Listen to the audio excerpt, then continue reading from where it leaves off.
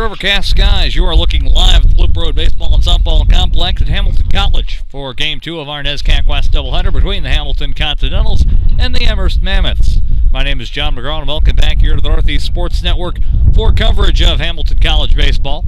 Amherst taping the opener today by a final score of 7-2, and we are just about set for the nightcap, scheduled for 9. Our starting pitching matchup for Hamilton, Finley O'Hara against Amherst's George Long. Hamilton in the field already getting set here for game number 2, so let's take a look at the Amherst College starting lineup, and no real surprises from Brian Ham. Pretty much the same lineup he trotted out in game number 1, just slightly different.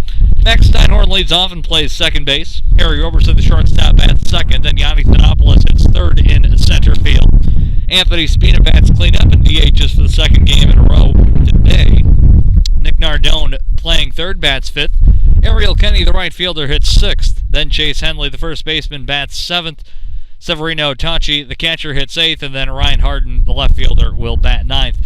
And as I mentioned, George Long will be on the bump for Amherst in game number 2. They'll be opposed by Finley O'Hara, the Hamilton starter. Senior from Rhode Island. Pitched yesterday through 1 inning on the season. O'Hara 3-1 in 7 appearances, 5 starts, 1.74 ERA, 31 innings pitched, 11 strikeouts, and 7 walks. And he'll face Max Steinhorn, Harry Roberson, and Yanni Thanopoulos in the top of the first inning. Hamilton won game 1 of the series yesterday 5-4. Then Amherst responded earlier today with the 7-2 win. And Steinhorn takes the first pitch of the ball game right down the pipe for strike number 1.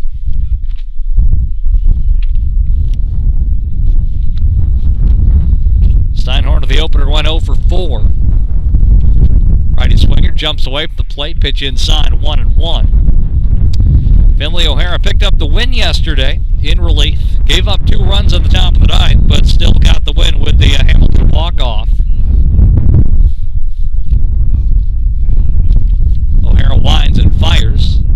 Bunt by Steinhorn catches everybody off guard. O'Hara off to play and throws to first, and it's not in time. And safe up the line of the bunt single is Max Steinhorn. That got everybody off guard for Hamilton, and so gives Steinhorn the infield bunt single. Defensively for Hamilton in the infield, no changes. It's Rosenberg at third, Northrup at short, Chris Collins at second, and Andrew Hauser at first. Outfield left to right is Robert Morris, Kenny Collins, and Ryan Wolfsburg, and Brent Mealy is behind the plate. The only change for Hamilton is the DH, and in this game number 2, it's Nate Goodman. In game 1, it was Craig Sanford. Harry Roberson, the batter for Amherst. Runner on first, nobody out. Top of the first, and Roberson looks at a pitch that he's called strike. Roberson, the junior shortstop from Arlington, Massachusetts. Career .351 hitter. Went 0 for 5 on Friday. Then the opener today went 1 for 4 with an RBI single. With that white hoodie on under the purple jersey. Kick at the pitch from O'Hara. This one lifted out towards right center field. Ryan Wolfsburg calling off Kenny Collins to put it away. 1 down to the Amherst top of the first inning. 1-on-1 out for the center fielder, Yanni Thanopoulos. Thanopoulos 0 for 4 in the opener with a couple of flyouts, a fielder's choice, and a ground out. The 27 RBI senior out of California for the Mammoths. Team leader in batting average and among the top 5 that has NESCAC in batting average. That was at least coming into today. Thanopoulos on the season, batting .398 entering Saturday's action, though that'll drop after the Game 1 performance today. He's got a man out first, Steinhorn. 1 away, top of the first, just underway. Game 2 of our doubleheader, Game 3 of the series. Thanopoulos a drive deep to left center field. Kenny Collins nearly on the warning track makes the catch after a long run, and Steinhorn's got a sprint back to first. And a long fly out for Yanni Thanopoulos. 400 to straightaway center. That one hit probably about, I would say, 390 feet or so. Had Thanopoulos got a little bit more of it, he might have driven it over the fence. But the dimensions here at the Loop Road Complex keeping that one to the field of play. And 2 long flyouts, 2 away. And the batter now, Anthony Spina, the designated hitter from Brooklyn. Spina homered in game 1, finished 1 for 4. He's got Steinhorn still on first. 2 outs top of the first, just underway, no score. Finley O'Hara on the bump for Hamilton. First pitch taken, runner taking off, throw to second is in time, and that'll retire Steinhorn, and the inning is over.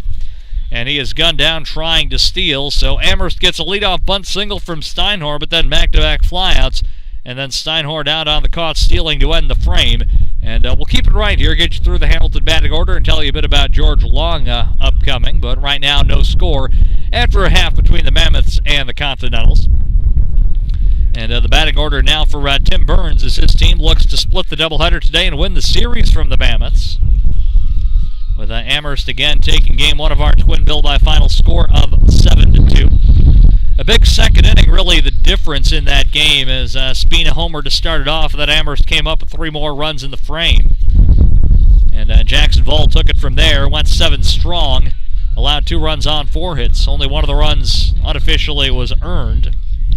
But George Long will face this Hamilton lineup in the last of the first, and here's how it stands out for Tim Burns. Chris Collins leads off and plays second base. Kenny Collins hits second in center field. Ryan Wolfsburg, who hit the ball pretty well in the first game but didn't come up with a base hit, he'll bat third and play right. Andrew Hauser, the cleanout batter at first base. Brett Milley, the catcher, bats fifth. Nate Goodman, who did not play in game number 1 today, he'll bat sixth in DH. Then Jordan Northrup, Dean Rosenberg, and Robert Morris round out the lineup card at short, third, and left field, respectively. George Long, the pitcher for Amherst in game number 2 of our doubleheader, a 6'4 senior from Newtown, Pennsylvania, by way of the George School. This is his 9th appearance of the season. 1 start, and George Long is 0-3 with a 6.16 earned run average. 19 innings pitched. He struck out 14, walked 6. Opponents against Long are batting .288 this season in 80 at-bats. Hamilton's offense quieted in game number 1, and we'll see if the Continentals' bats wake up here in game number 2. Hamilton, since being shut out in game 1 of the Middlebury series, has scored 30 runs. Hamilton's put at least 3 on the board in 17 of 23 games. Chris Collins, first pitch swinging, deep drive to left field, down for a base hit. He'll round first, head for second, and Chris Collins is in there sliding safely with a leadoff double in the last of the first. Chris Collins wasting no time attacking that pitch. So Chris Collins, a leadoff double, and Hamilton quickly off and running here with a nightcap. An offense hitting .299 coming into the afternoon. Limited to just 4 hits by Jacksonville in the opener, but Chris Collins laid off double down the left field line. And here's Kenny Collins. So one brother looking to drive in the other. Pickoff move to second by George Long, and Chris Collins diving back in safely. The defense for Amherst left and right in the infield. Nardone at third, Roberson at short, Steinhorn at second, Henley at first.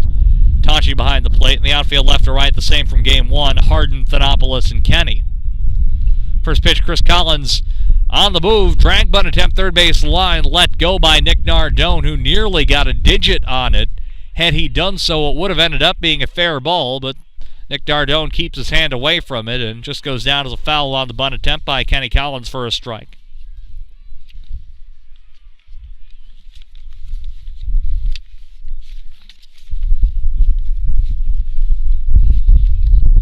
So Kenny Collins is at the plate. Chris Collins on second. Kenny 0 for 3 in the opener. Nardone in on the grass at third. Kenny swinging away, lances this one off foul for a strike, and he's down 0-2. So Kenny Collins did not reach in the opener, the senior from Weston, Connecticut. Again, the NESCAC leader in stolen bases, 16 on the season. 45 career stolen bases. That's the second most in school history, but Kenny Collins' 11-game on-base streak came to an end. George Long kind of really hopped off the back slope of the mound there, looking Chris Collins back to second. The Collins brothers out of Westport, Connecticut by way of Fairfield College Prep. Chris Collins on second. Nobody outlasts the first after a leadoff double. Kenny looks at an off-speed pitch on the inside corner called strike 3. And there's one away in the Hamilton half of the first inning. Good confidence boost, I think, there for George Long as he gets Kenny Collins down on strikes. One away for Ryan Wolfsburg.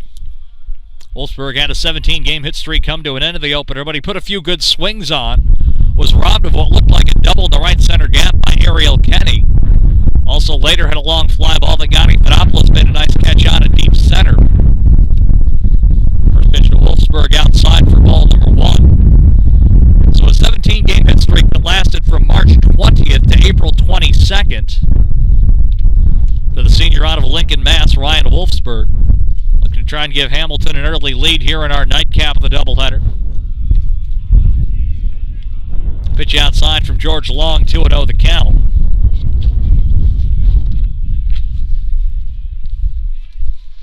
Wolfsburg twirling the bat around. Came into the day with 126 hits, and here's a drive to deep center field. Fedopoulos going back, still going back, and he cannot make the catch. It's off his glove and drops down as he got turned around like a top. Chris Collins had been holding. He'll scamper over third, and Wolfsburg is safe at second. And the Continentals have runners on second and third with one out. Tough play to make in center for Fedopoulos, who looked like he had it tracked down there. It was in his glove and just kind of popped out, and a tough break there for the Mammoths.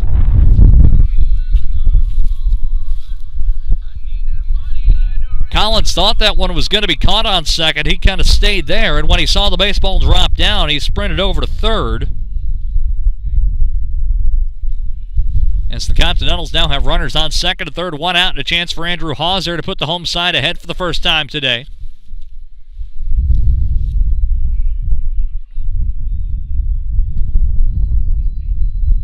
Can't fault Chris Collins for the base running there, as it looked like Fedopoulos had it, and just one of those things dropped out of his glove as he couldn't get his footwork quite set going back for it. So Wolfsburg's on second, scored an error on the play. So Wolfsburg at least is on base, and Andrew Hauser an RBI opportunity. Infield is in at third. First pitch to Andrew Hauser taken for ball number 1.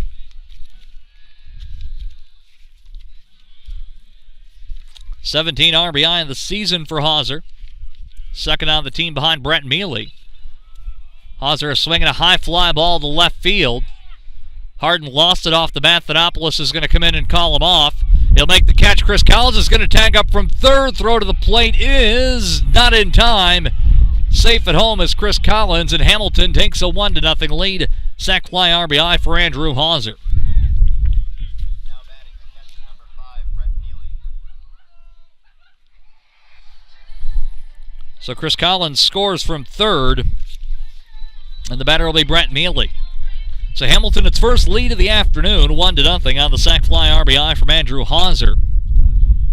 Tough play there, I think, for Ryan Harden. Is off the bat, he just simply kind of threw his hands up and did not know where the baseball was, and Fedopoulos called him off there. So runner on second now is Ryan Wolfsburg with 2 away for Brett Mealy. First pitch to Mealy, low and away for ball number 1. Mealy 1 for 3 of the double in the opener. 2 weeks ago, Mealy, the NESCAC Player of the Week.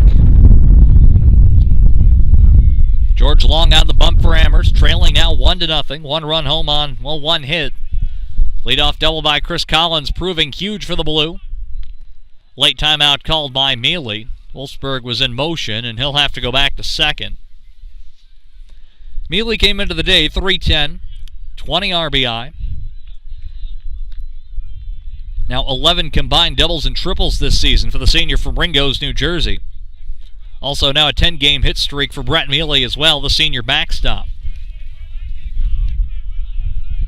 Wolfsburg dancing off second, the 1-0 curve taken for a called strike. Hamilton did not lead in the opening game today. Amherst scored 4 in the top of the second, never looked back at a 7-2 win. Hamilton led most of game 1 yesterday, 3-0, before a late Amherst rally overcame that. Hamilton, though, got the walk-off win. And a swing and a flare out toward shallow center field. Fedopoulos coming out. Roberson going back, and it's Harry Roberson that makes the running catch to end the inning. However, Hamilton gets 1. The misplay by Fedopoulos ends up into a sac fly RBI for Andrew Hauser, And at the end of the first, Hamilton 1, Amherst nothing. You're watching Hamilton College baseball right here on the Northeast Sports Network.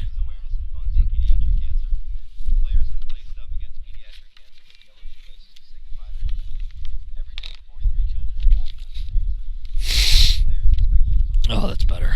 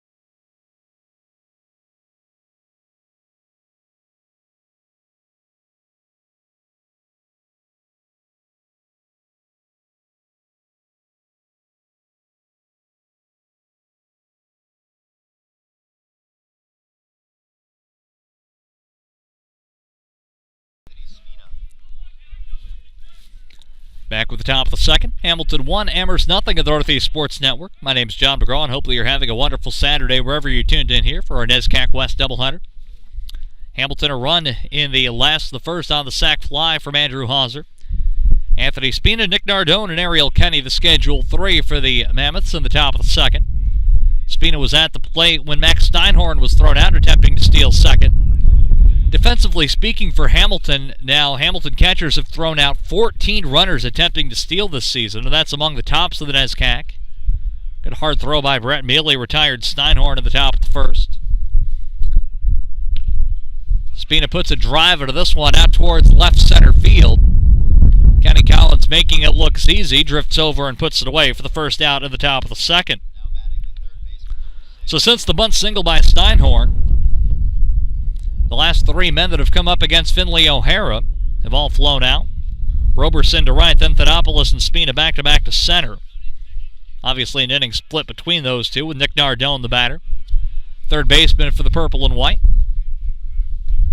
Bat circling over his right shoulder as O'Hara goes to the wide. First pitch low and away for a ball. O'Hara started out his career as the Hamilton closer and kind of a spot starter. Last year was limited to just 8 2/3 innings, and then this year is kind of come into a starting role, what with Spencer Vogelbach limited to an appearance in Florida, and Finley O'Hara's done a good job filling into the rotation, making it a 3-headed monster of DePauli, O'Hara, and Jones. O'Hara starts out 2-0 against Nick Nardone. Nardone to the opener scored twice, unofficially 1 for 4. Take a pitch to the knees, outside corner called strike. O'Hara's best appearance of the season came down in Florida against a very good offensive Clarkson team for a 7-inning shutout. Allowed just 2 hits to the Golden Knights. Kick of the pitch and a bouncer. Off the side slope, O'Hara, and he'll scoop it over to Hauser, and that's probably the best option there rather than trying to go for the overhand throw in a tight space. And there's 2 away for the Mammoths in the top of the second.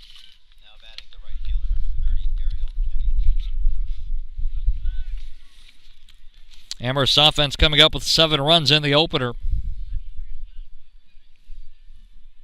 And that's right about the season average for the Mammoths. 7.8 runs per game coming into the afternoon.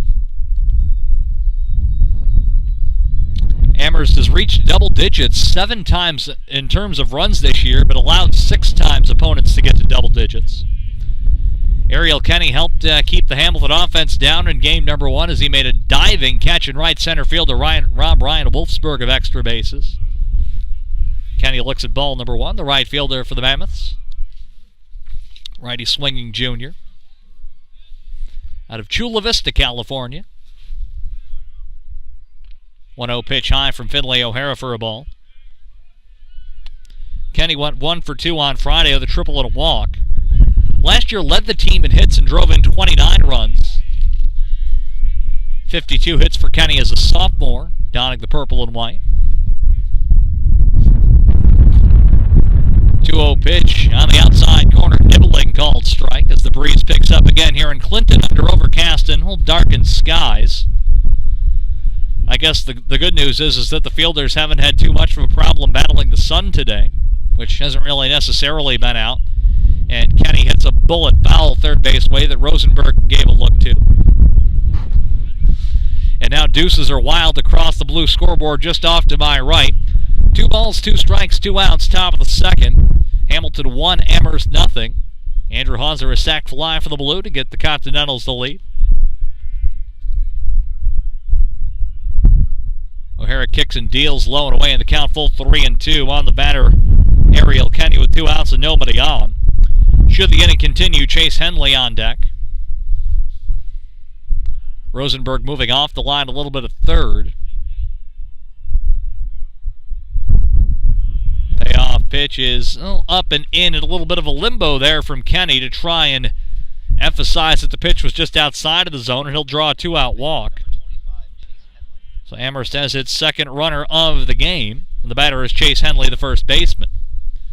Henley 2 for 2 with an RBI in Game 1 today. Game 2 of the series. Made a nice defensive pick over at first base as well on a one-hop throw. Haynes an imposing figure in that right-handed box. The first pitch from O'Hara low. Snap throw to first by Mealy, not in time, and diving back in safely was Ariel Kenny.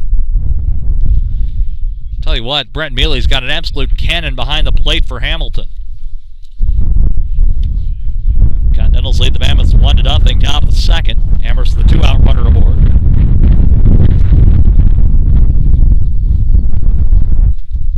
O'Hara working compactly. Pitch fouled away. Finley O'Hara, a career 6-6 record over his 4 seasons at Hamilton. Again, mentioned he was a closer for a couple of years, and last year kind of limited duty after a breakout sophomore season, though this year has been tremendous for the political science and government major. 1-1 will have to wait another throw to first.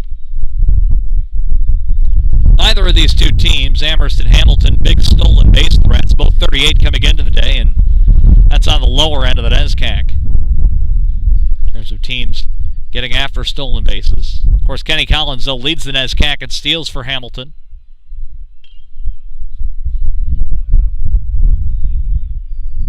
Pitch lofted away, foul. 1 ball, 2 strikes here on Chase Henley, the first baseman.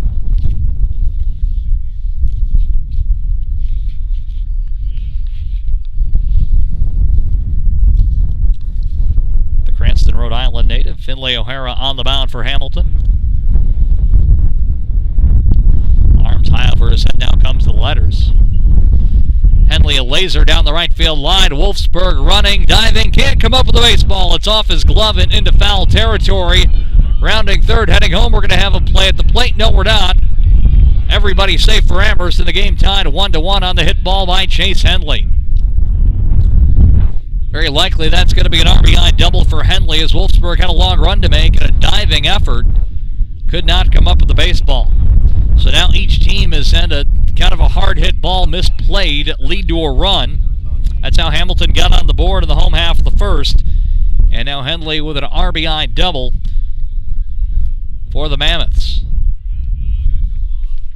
Wolfsburg probably will tell you he should have had the baseball there, but just a run and a diving effort.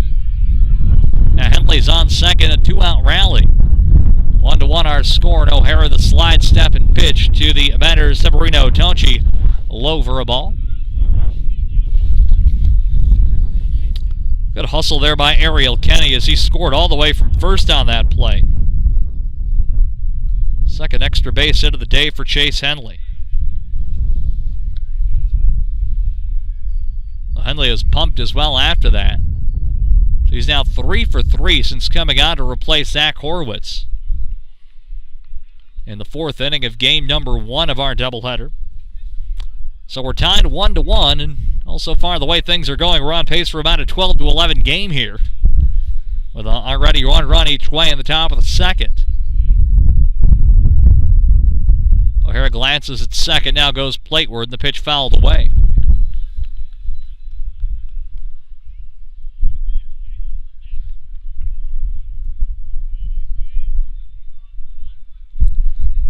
Winner of this game will take the series 2-1. Each team one win so far this weekend. Hamilton yesterday, Amherst earlier today.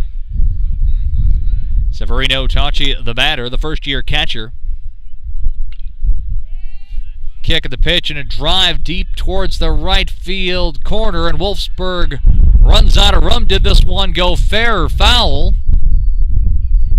And that one called foul. So just a long foul ball there for Severino Tacci as that one drifted, it looked like, over the corner of the fence, and from Wolfsburg's body English from here you could tell it looked like it was foul, though the first base coach appeared to maybe throw a celebration up, but Tacci stopped his jog towards second and headed back to the home plate area. So just a long foul ball, 1-2 the count now. Runner on second, 2 away, top of the second, 1 run home this inning, 1-1 our score. Slide step at the pitch, and this one also kicked off foul from the bat of the catcher, Severino Tacci.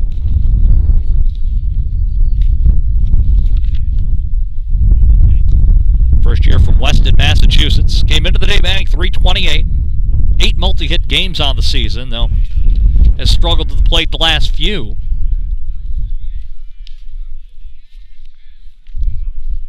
And a runner on second trying to pick him up here. 2-strike pitch hit to Rosenberg, who'll play it behind the bag at third, but foul ball called.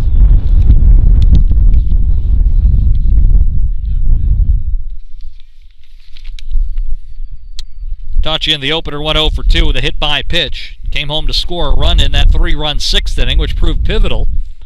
Gave Amherst some insurance to pull away in the 7-2 victory. 1-2 the count, 2 away. Chase Henley on second after an RBI double. O'Hara from the stretch. Tough play at second. Wolfsburg, or check that rather, not Wolfsburg, but Rosenberg cut in front of Northrup. The ball gets down and everybody is safe. Not great infield communication right there, as Rosenberg thought he had momentum coming across the left side. Northrup was waiting back for it. Little kind of a flailing liner. Everybody is safe, and Amherst has runners on the corners.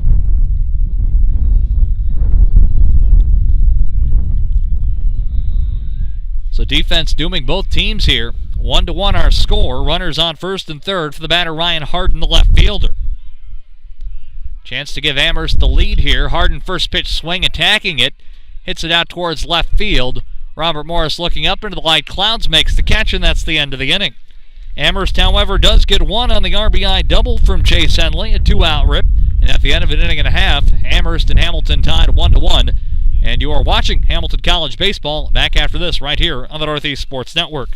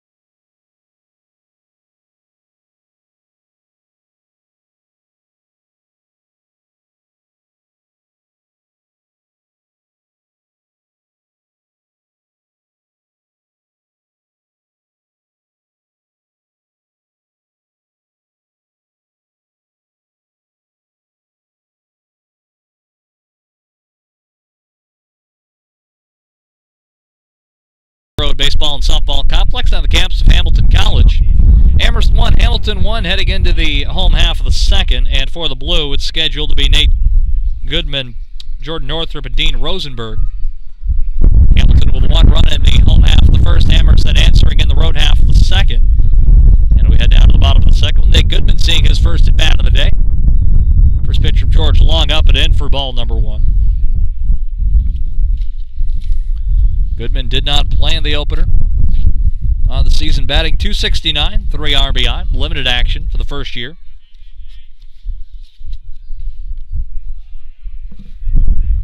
Quickly 2-0 on Nate Goodman. Line score off to our right for Amherst: 1 run, 2 hits, 1 error. Hamilton 1 run, 1 hit, 1 error. Hamilton's hit a leadoff double by Chris Collins in the last of the first. Slide step at the pitch and a popper foul craning out of play. Goodman, Northrup, and Rosenberg the scheduled 3 for the Blue here in the last of the second. As Hamilton keeping going, a late season homestand. Back here for a midweek game scheduled right now against Cazenovia. Fastball high. Goodman, did he pull the trigger? No, he did not, says the first base umpire. 3-1 the count. Then next weekend, 3 against Williams. Then on May 2nd, the annual Jackie Robinson game against Utica. Long from the windup, but that one laced right back, foul straight to the screen. May or may not be some games added depending on how things kind of work out, as Hamilton's had a couple of different times postponed against various schools due to the weather. Well, that's unfortunately kind of the way things go sometimes in April. Some years the weather's great, other years it's a struggle, and Goodman swings and misses at strike 3. And there's 1 away for Hamilton at the bottom of the second in a 1-1 game. That said, the Loop Road Complex certainly has helped things, and what with the rain we've kind of had in the middle of weeks, the field turf surface drains really well, and when we've had rain earlier in the week, it's not soaked the playing surface like it would have at Royce Field last year, to where you'd have a perfectly nice day, but unfortunately the field took on so much water during the week that baseball would not be able to be played. Dean Rosenberg looks at strike number 1. Or excuse me, Jordan Northrup, rather, the shortstop. Kick the pitch low and in, nearly hitting Northrup. Construction on this facility got going right after the end of last season. Northrup in the opener 0 for 3 with an RBI ground out. 1-1 our score here late second.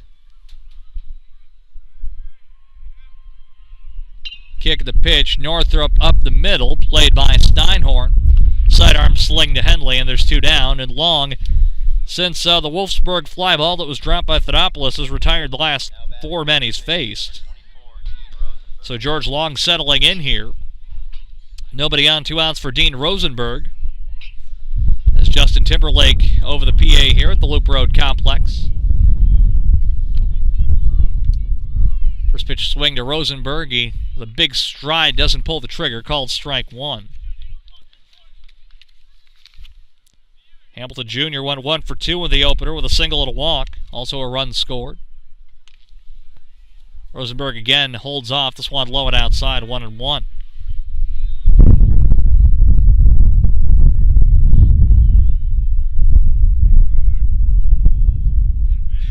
Curveball low, swing and a miss, strike number 2.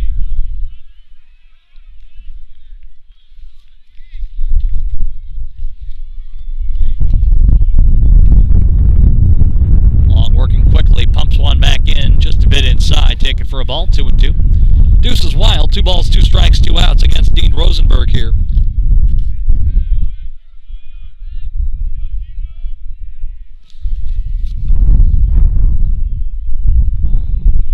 Long, low and away, and Rosenberg able to check the swings to the count, full 3-2.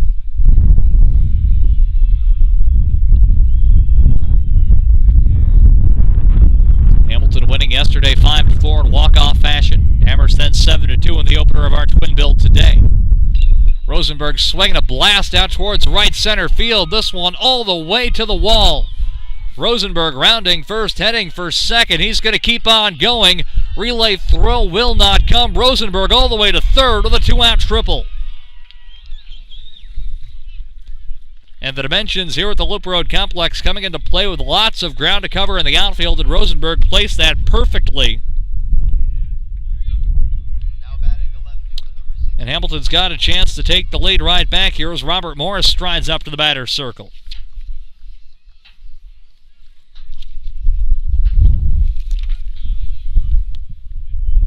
16th triple of the season for Hamilton. That's among the conference leaders. First pitch to Morris, low for ball number 1. The Hamilton left fielder 1 for 2 with a base hit in the opener. Base hit here puts the Blue ahead. But again, Robert Morris looks at a pitch low and away, ball number 2. The Connecticut native, a multi-sport athlete here at Hamilton. Men's soccer, football, baseball.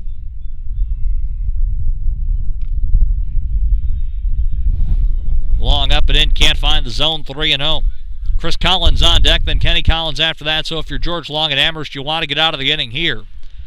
Activity already in the purple and white bullpen. A right-hander is warming up. Get over, fastball taken for a strike. Again, Dean Rosenberg, a 2-out triple to right center field. He's on third right now, the excitable third baseman. Morris swinging a popper foul. Count full 3-2, 2 away, so nowhere to go in the count. First and second are open here with Rosenberg on third, leading in foul grounds. 1-1 our score. Key situation right now. 3-2 pitch. Grounded foul, and Rosenberg casually just picked up one leg and got out of the way there.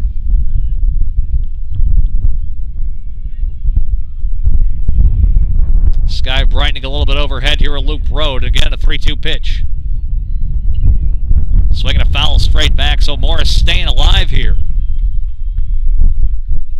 Hamilton channeling John Travolta right now. Count full 3-2, 2 away last of the second. 1-1 our score. Each team with a run on 2 hits, 1 error. Identical across the scoreboard and another payoff pitch. Ground ball left side, through for a base hit, and Hamilton's got the lead right back at 2-1 on the 2-out RBI single from Robert Morris. It was set up with a Dean Rosenberg 2-out triple to right center, and then Robert Morris, the senior, coming through there. So Hamilton has scored 1 run each in its first 2 at-bats here at the nightcap of our doubleheader. Back to the top of the lineup card for Tim Burns, and it's Chris Collins. Chris already 1 for 1 today with a first pitch double back in the home half of the first. Morris on first with good wheels. First pitch from George Long is outside for ball number 1. Mentioned 16 triples now for Hamilton. That is just mind-boggling. That's almost 0.75 triples per game, give or take. Long can't find the strike zone again. 2-0 the count on Chris Collins. Chris being a little bit more patient here. His brother Kenny's on deck. Robert Morris leading off first. 2-0 pitch, not even close. Count 3-0. So George Long really struggling here, and Brian Ham taking a long look out of the mound. A right-hander continues to warm up in the Amherst bullpen.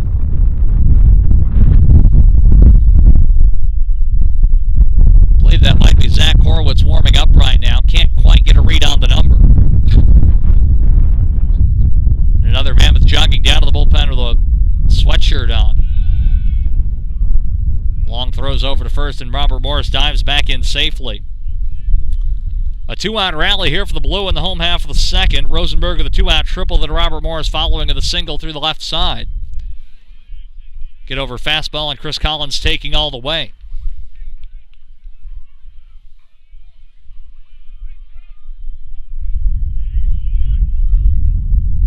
Long working quickly.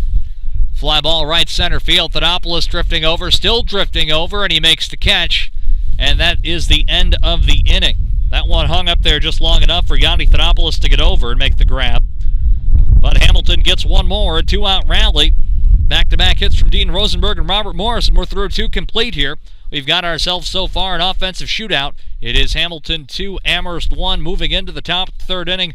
We'll have more when we come back. And you're watching Hamilton College Baseball right here on the Northeast Sports Network.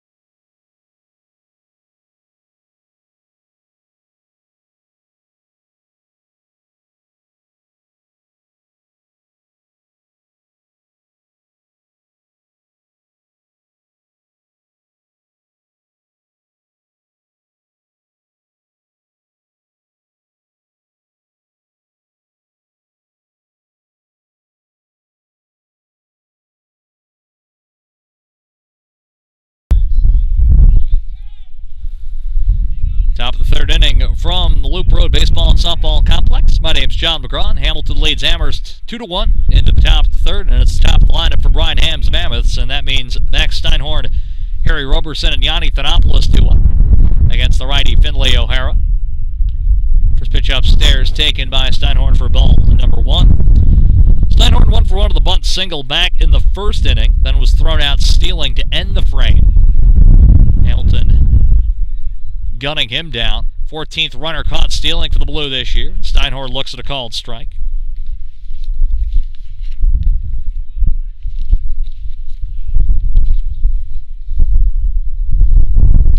Steinhorn, Roberson.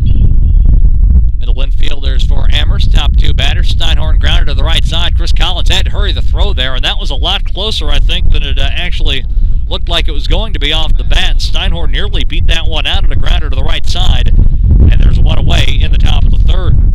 Very close at first base. Chris Collins now on the outfield grass just about, with Harry Roberson stepping in. Roberson 0 for 1 on the fly out to right. O'Hara pitches upstairs for ball number 1.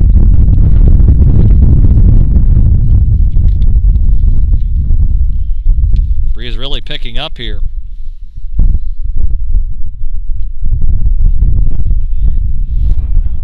Curve in there for a strike, 1-1. Decent sized crowd on hand here for our doubleheader today between the Mammoths and the Continentals.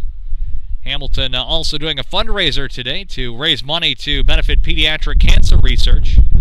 Hamilton players out on the field, all of the players out there on the bench as well, wearing yellow shoelaces to raise awareness, and a couple of players sitting at a table to raise funds for the people coming in here to the Loop Road Complex. You can read more about that on the Hamilton Athletics website with, again, Hamilton looking to raise money for pediatric cancer research with the yellow shoelaces today. 1-2 the count, 1 away, nobody on top of the third. Hamilton leading Amherst by a score of 2-1. O'Hara winds and fires. Rosenberg a diving stop at third, and he makes the play over to first. Pin a gold star on that one for Dean Rosenberg. A beautiful defensive play of the junior third baseman. So Roberson getting robbed of a base hit, and there's 2 away for Yanni Thanopoulos. Thanopoulos yet to record a hit today. He's had a rough one in Clinton, the senior from California.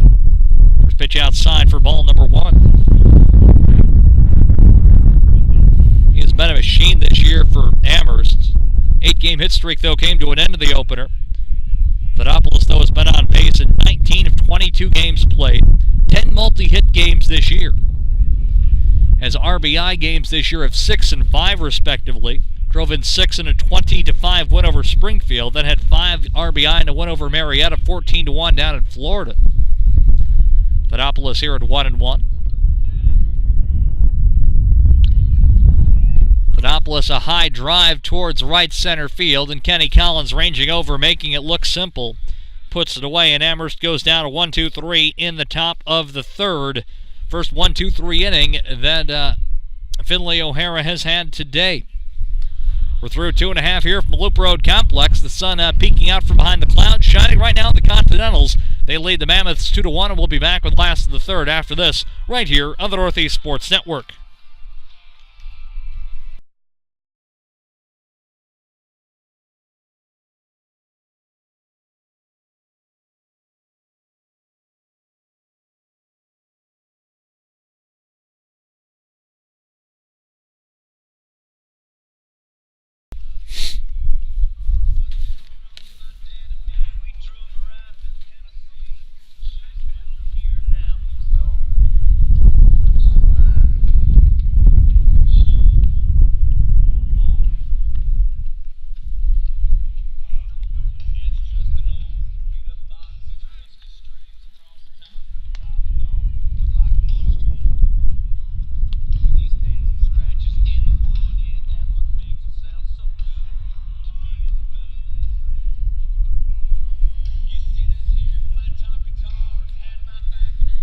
George Long finishes up his warm-up tosses, and we're set to go here in the last of the third with Hamilton leading Amherst by a score of 2-1. Hamilton one run each in the first and second. Amherst's lone run coming in the top of the second. We're in the last of the third now. And for Hamilton, the schedule 3 are Kenny Collins, Ryan Wolfsburg, and Andrew Hauser. 2, 3, and 4, with the activity still going on to the Amherst bullpen down the first base side. Kenny Collins 0 for 1 of the strikeout back in the first inning.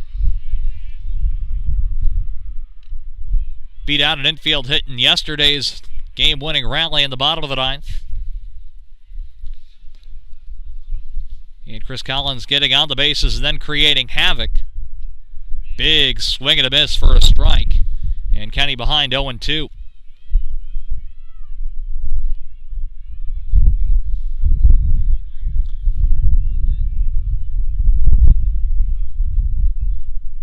Along the high leg kick, Kenny Collins is swinging a fly ball to right field, and that'll be put away by Ariel Kenny. 1 up, 1 down for Hamilton in the last of the third. That one nearly right at Ariel Kenny, and the batter is Ryan Wolfsburg. Wolfsburg unofficially 0 for 1. He hit a ball to center field his last time up that Yanni Thanopoulos tracked down, looked like he had, but just couldn't get his feet set, and the ball dropped out of his glove. Scored an error. So Wolfsburg still in search of his first hit of the day. He takes the first pitch for ball number 1. Ryan had a 17-game hit streak coming into the day. 126 career hits for Wolfsburg. Needs only about 10 more or so to break the program career record for hits. His career average as well, certainly up towards the top of the mark, and a fly ball to center. This time Thanopoulos has this one measured and he puts it away, making it look rather easy. And there's 2 up, 2 down for Hamilton in the last of the third inning. So after 3 runs combined in the first 2 frames, Finlay O'Hara and George Long looking to blank the opposition. Here in the third, 2 up, 2 down to the batter is Andrew Hauser, the first baseman. Hauser flew out to center his last time up, but there was a man on third when he did it, and that forced home a run to give Hamilton an early 1-0 lead. Hauser first pitch swing, fly ball down the right field line, drifting, and into the Amherst bullpen. Goes down as a long strike. 0-1 to the big Hamilton first baseman. Hamilton raced out with a 3-0 lead yesterday. Then Amherst rallied in the 7th, 8th, and 9th, scoring 4 runs, 2 of which coming in the top of the 9th. And Hamilton answered, winning it 5-4 in walk-off fashion. Hauser was intentionally walked in that 9th inning rally, and then Brett Mealy had an infield hit to win it to force home the winning run. Andrew looks at called strike number 2.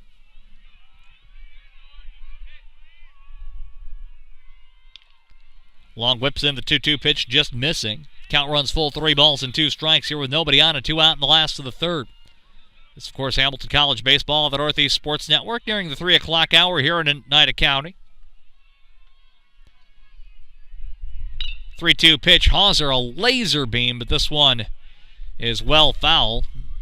Off the third base line, just past the batting cage on the Hamilton side. Third base way. 1 ball, 2 strikes, 2 away. 2 runs, 3 hits the blue so far. 1 run, 2 hits for the purple and white. Hauser straightens this one out and hits a missile, but right at Yanni Thanopoulos, who makes a running catch, and 3 up, 3 down, all via flyout in the Hamilton third inning. So we are through 3 complete baseball fans, and at the end of 3, it's Hamilton leading Amherst by a score of 2-1. Right now the difference, 2-out RBI single by Robert Morris in the last of the second. We'll have the top of the 4th when we come back, and you are watching Hamilton College Baseball right here on the Northeast Sports Network.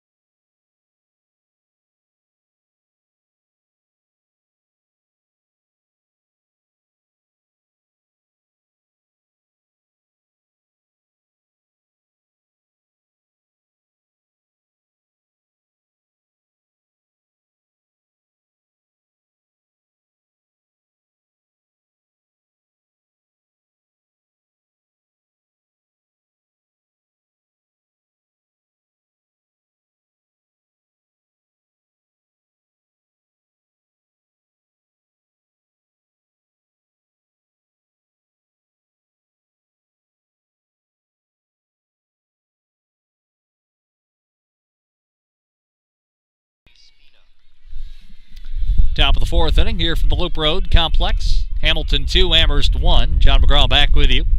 Anthony Spina, Nick Nardone, and Ariel Kenny, the schedule 3 for Amherst at the top of the fourth against Finley O'Hara. O'Hara's last 3 starts, he's lasted at least 6 innings. Yesterday, of course, pitched 1 inning, allowed 1 run and a couple of hits. Or, 2 runs, rather. Still ended up picking up the win as Hamilton rallied to the bottom of the 9th for the walk-off win. Anthony Spina 0 for 1 of the nightcap with a fly out to center back in the second. Did have a home run in game number 1 of our twin bill today. Spina and Hamilton's Andrew Hauser among the NESCAC home run leaders last year. This year, Spina, a few less home runs. Just, I believe he's got 3 now, whereas Hauser yet to go yard for Hamilton.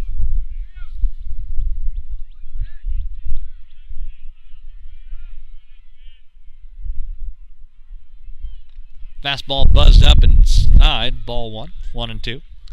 You've kind of got an interesting juxtaposition here at Loop Road. Obviously, it's a hitter's park, what with a spacious outfield, but at the same time, very tough to hit one out of here with the length of the field. 400 to straightaway center and 375 to the power alleys. Will flare out towards left field, drops in for a base hit. That'll get dunked in for Anthony Spina. Second time today in this nightcap that Amherst has had the leadoff man on. Happened last in the first inning when Max Steinhorn had a bunt single. So 1 on, nobody out for Nick Nardone, the third baseman. Nardone 0 for 1 to the ground out to O'Hara back in the second. Run on 3 hits so far for Amherst. Curveball low and away from Finley O'Hara, taken for ball 1. Again, the way the offenses have gone in this one would think that this one's going to end up being a high-scoring affair, and Finley O'Hara and George Long obviously trying to have their say in that.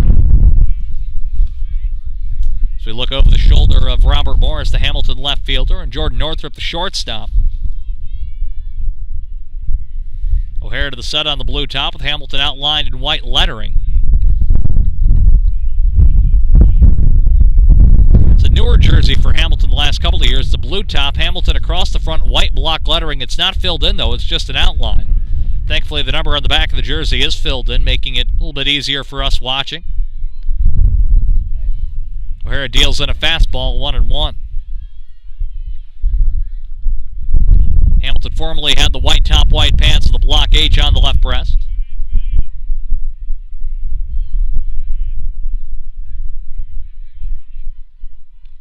Off-speed pitch taken upstairs by Nick Nardone. 2 ball, 1 strike count.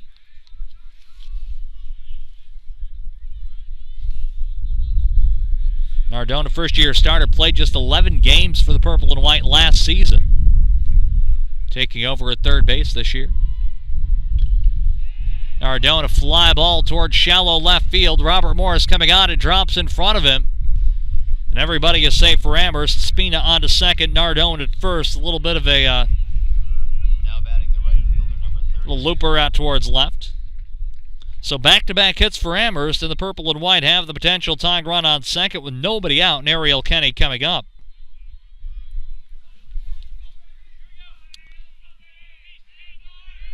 Defensively, middle infield, shading towards second, looking for a double play ball, and Rosenberg in on the lip of the grass at third. Hauser holding the runner on first here. Let's see if Amherst looks for maybe to bunt the runners over. Ariel Kenny showing no signs, though, of squaring up. He'll swing away on the first pitch, and Hauser, the first baseman, runs out of room on the popper that went foul over the top of the Amherst dugout. 2-1 Hamilton leading, top of the fourth inning. Amherst's lone run coming in the second. Amherst trying to win this series 2-1 and stay near the top of the NESCAC West standings, battling with both Middlebury and Wesleyan for the top. Middlebury taking 2 out of 3 from Amherst, but the Purple and White getting back, sweeping Williams. Kenny still swinging away, fouls this one off 0-2, so if Amherst was thinking about a bunt, well, that's not going to happen, one would think, with an 0-2 count now. Nobody out, runners on first and second after back-to-back hits by Spina and Nardone. Ariel Kenny at the plate. Walked his only time up against Finley O'Hara in today's game. Big hole on the left side of the infield with Northrop playing near the bag at second. O'Hara glances at second. Now timeout's called by Ariel Kenny with Chase Henley on deck. Henley has been a monster for Amherst today, 3 for 3, couple of extra base hits. Amherst trailing by 1. You can see the crowd in the background of the home plate area.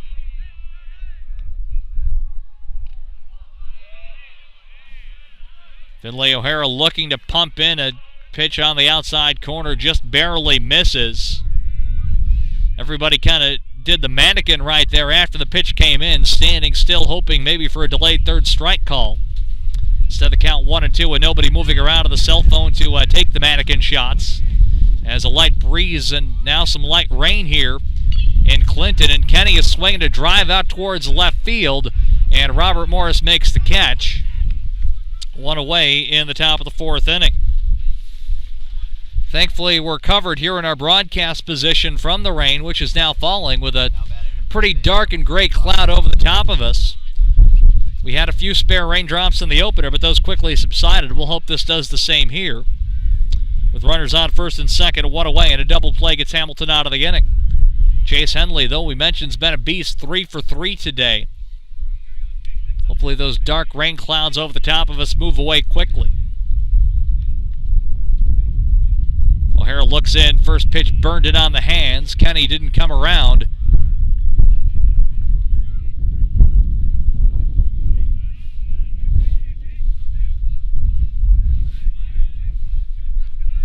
I believe that was ball number 1. No real signal by the home plate umpire. Pitch low and away. Taken. So runners on first and second. 1 out, top of the 4th. Rain falling here in Clinton. Wasn't really rain in the forecast today, just was supposed to be overcast and kind of cool to cold, but some rain clouds now moving across your computer screen from right to left overhead. Finley O'Hara glances at second. Kick at the pitch, and this one's Anthony's called strike. Count now 2-1, so the first pitch was a ball, so 2-1 now on Henley. With the field turf surface, rain not really anything to worry about unless it starts coming down in torrents here, which we hope it will not. Henley is slinging a blast out towards right field. Wolfsburg drifting back, makes the catch. Runner on second, tagging, heading towards third is Spina. He'll get there. And just as I say, hopefully the rain does not come down in torrents. The raindrops picking up in velocity here. Spina over on third. Nardone remained on first. 2 away now for the catcher, Severino Otachi. The first year, he's 0 for 1. Reached on. Well, I guess they called it a hit his last time up. On a ball that was misplayed by Rosenberg and Northrop on the left side of the diamond. Runner on third, leading in foul grounds, Anthony Spina. There's 2 away here. That dark rain cloud now right over the top of the playing surface, over the top of our heads, bringing in the raindrops and the wind. First pitch swing fouled away for a strike. It'll fall like weather right now. Here for this baseball game of the spring semester.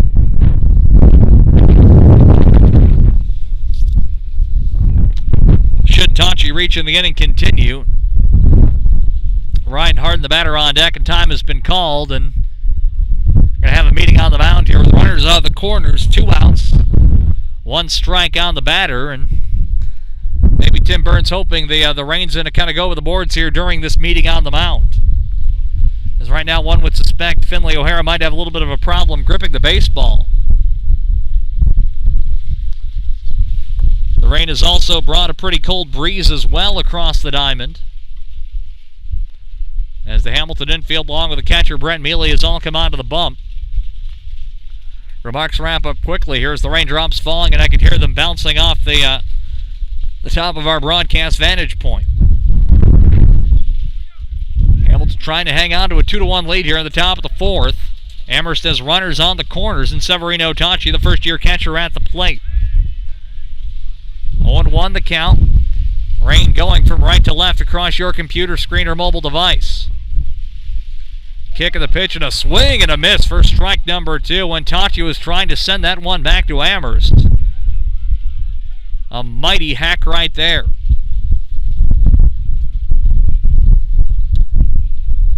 Rain continuing to fall. O'Hara trying to keep his fingers set on that baseball.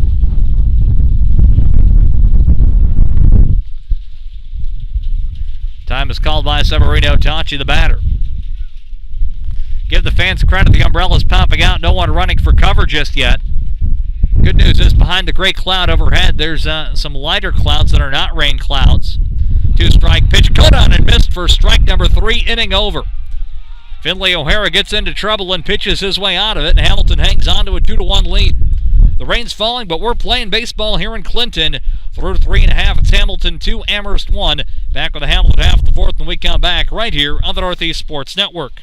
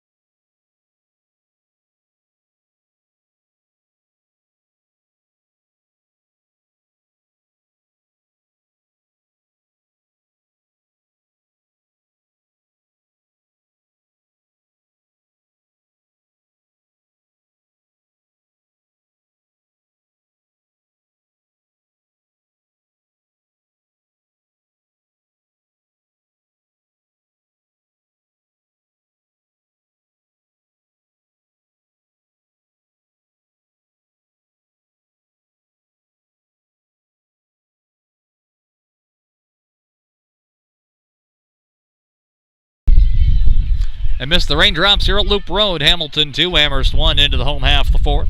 Brett Mealy, the leadoff man for the Continentals against George Long, who worked a 1-2-3 third inning. Mealy, first pitch swinging, hit a bullet at the third baseman, Nardone. It hit off his arm into left field. And Mealy is safe at first on what was an absolute missile off the bat. Tough play for Nardone there, and we'll see how that one's scored. But lean towards maybe a base hit as Nardone looks to be shaken up, as that one may have hit him right on the wrist, and you can tell he's clearly in pain here trying to shake it off. The fact that it's cold probably doesn't help much, as when your hands are cold and your body is cold and you get hit, it hurts that much more when it's cold out. And Brian Ham's going to go out and have a look at his third baseman and see if he's all right. So Mealy's aboard with what we'll call a hard hit single. And Nardone's going to stay in there trying to tough this one out.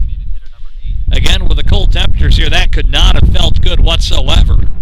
He kind of got handcuffed on the ball as well, the way that it was hit and its trajectory downward.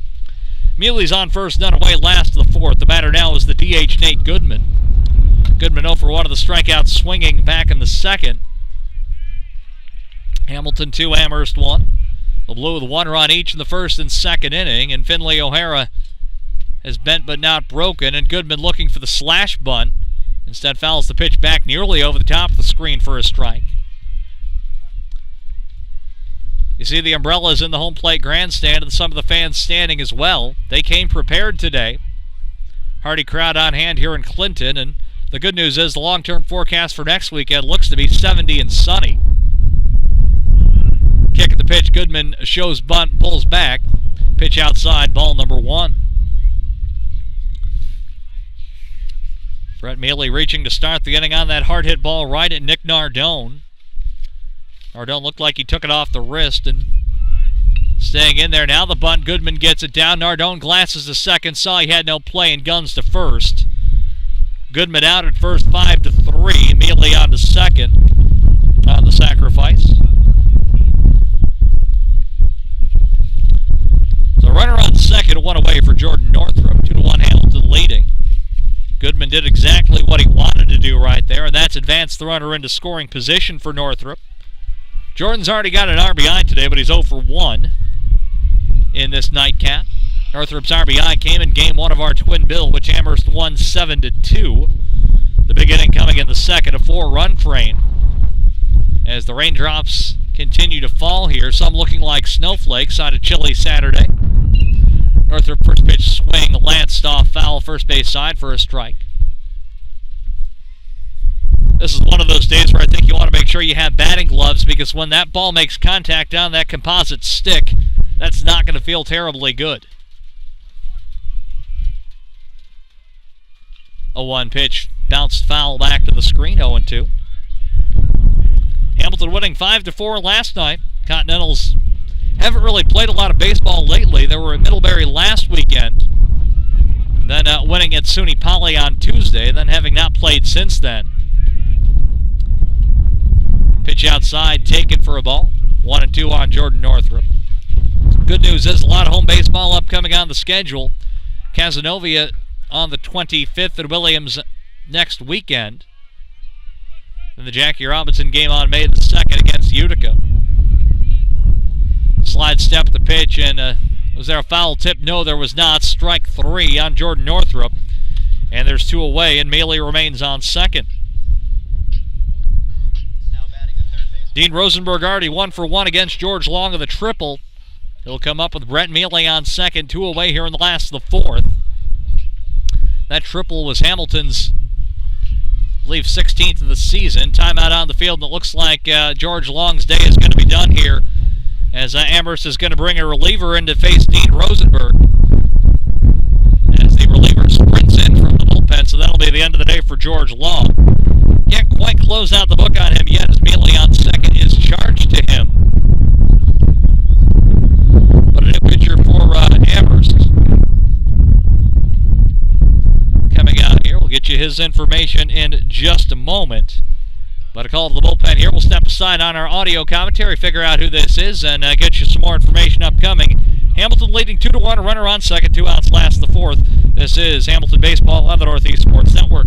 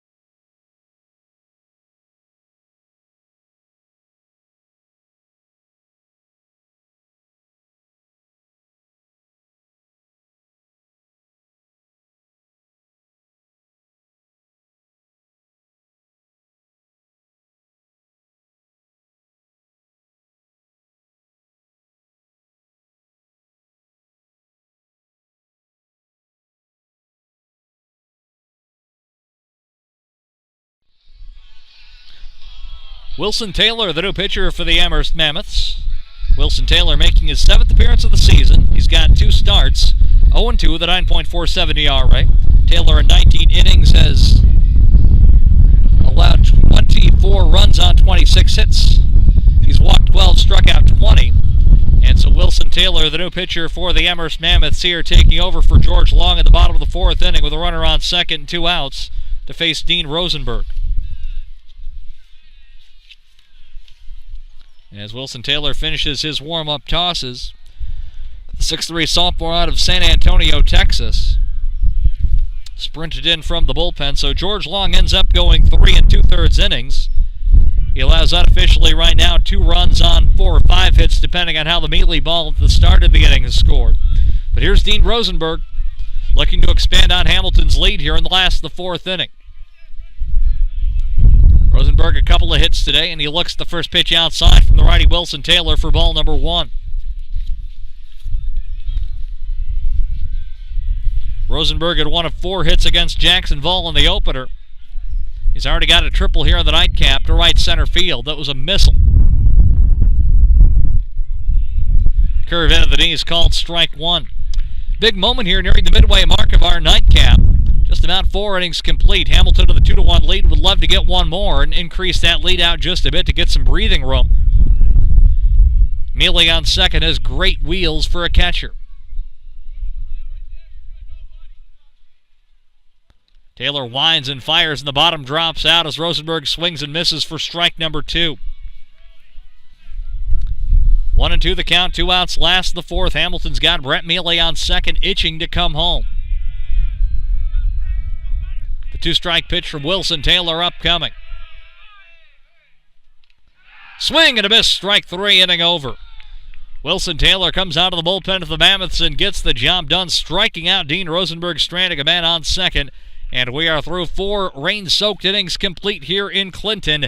At the end of 4, it's Hamilton 2, Amherst 1. Back with hopefully some drier conditions and the top of the 5th when we return. And this is Hamilton Baseball right here on the Northeast Sports Network.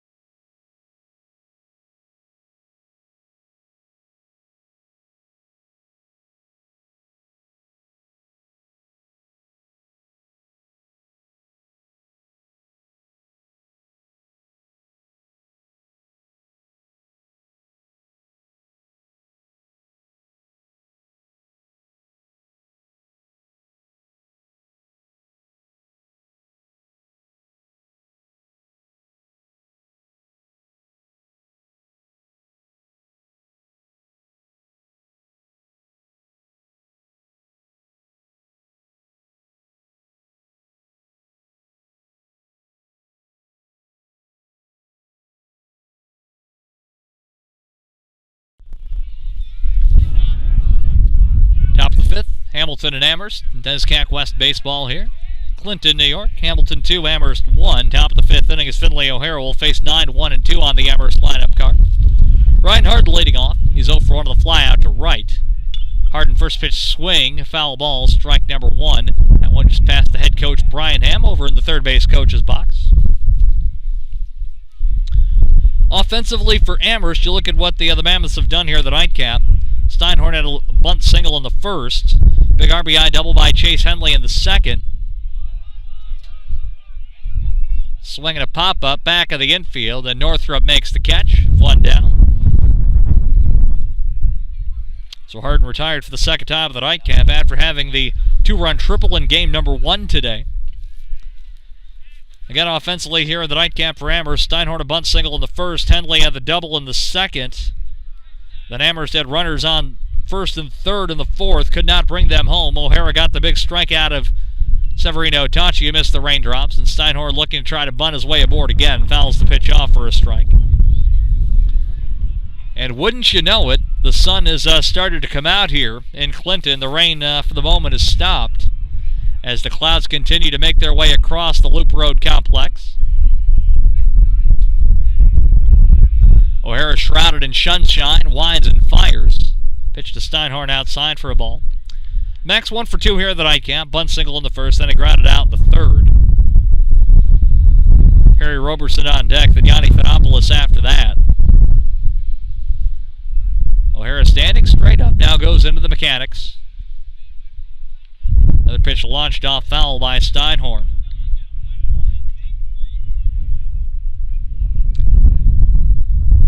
Amherst 5-3 in the NESCAC. Hamilton 1-6 after the opener today.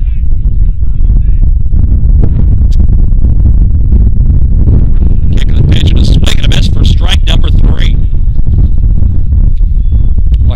big strikeout pitcher is referenced by his numbers, and that's just his second strikeout of the day. 2 away for Amherst in the top of the 5th, and the batter, Harry Roberson. Hamilton trying to play the role of spoiler here against Amherst. Pick up win number 13 of the season. Right now, 2-1 the lead. Single runs the first and second with the blue jumping early on George Long. Hamilton had a chance for more in the 4th, but could not get another run across against Wilson Taylor, who came out of the pen to get a big strikeout of Dean Rosenberg. Roberson can't check his swing, and he's down 0-1. Roberson 0 for 2 in this game. Got robbed of a base hit his last time up, and a diving stab by Dean Rosenberg over at third. Roberson is swinging a bullet on the ground up the middle. That'll be through for a base hit.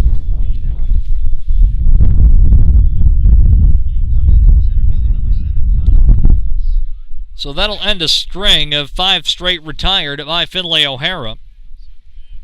1 on 2 outs for Yanni Thanopoulos. Thanopoulos here at the nightcap 0 for 2 with a pair of flyouts, and he's 0 for the day in terms of hits. So he is due essentially at this point in baseball parlance. With the sun kind of partially out here, we're under lightened skies. Some slight raindrops still falling here in Clinton. Slide step to pitch, and Thanopoulos puts a charge into this one. Collins in center will play it on one hop. Roberson rounding second, sprinting hard to third. He'll get there standing up. And the first hit of the day for Yanni Thanopoulos gets a 2-out rally going here for the Mammoths. Roberson from first to third didn't hesitate. And now Anthony Spina with a chance for the Mammoths to tie the game here. A 2-out rally for the purple and white at the top of the 5th, trailing 2-1. Anthony Spina 1 for 2.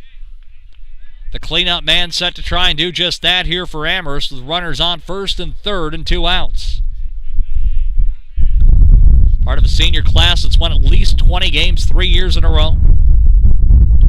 130 as sophomores, and a foul back straight to the screen for a strike.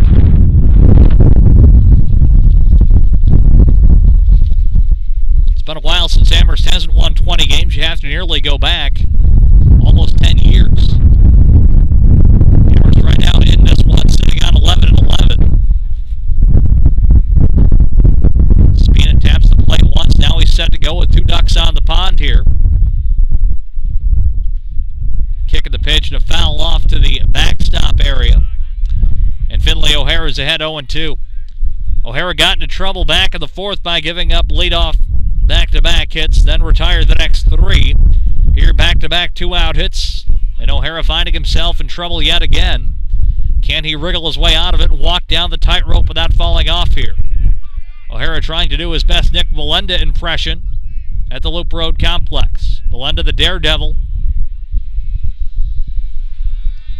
O'Hara fakes to third, looks back to first, trying to keep the Mammoths honest on the bases. Roberson at third, Thanopoulos at first. Spina at the dish. 2-1 Hamilton leading. It's been that way since the 2nd inning. We're now at the top of the 5th. Slide step the pitch, the fly ball to right field. Wolfsburg a long run coming on, and he cannot make the catch in foul territory. Not sure if that was a dive on purpose or he just kind of wiped out on the wet turf, and it looks like he's okay, thankfully. This goes down as a foul ball, and Wolfsburg's okay. I'd imagine the equipment people here at Hamilton happy with the field turf surface. There's no dirt out there, so essentially no dirty uniforms at home.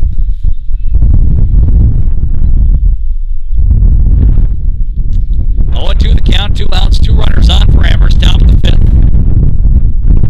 Breeze really ripping here in Clinton, but thankfully the rain has subsided. Sun slightly has come out, still playing cat and mouse games with the clouds overhead, a patchwork of quilted gray. Hamilton a strike away from getting us through here to the bottom of the 5th. O'Hara kicks and fires, and a grounder up the middle, base hit, and we're all tied 2-2. 3 straight 2-out hits to the purple and white, and the ball gets away in the infield, but nobody running.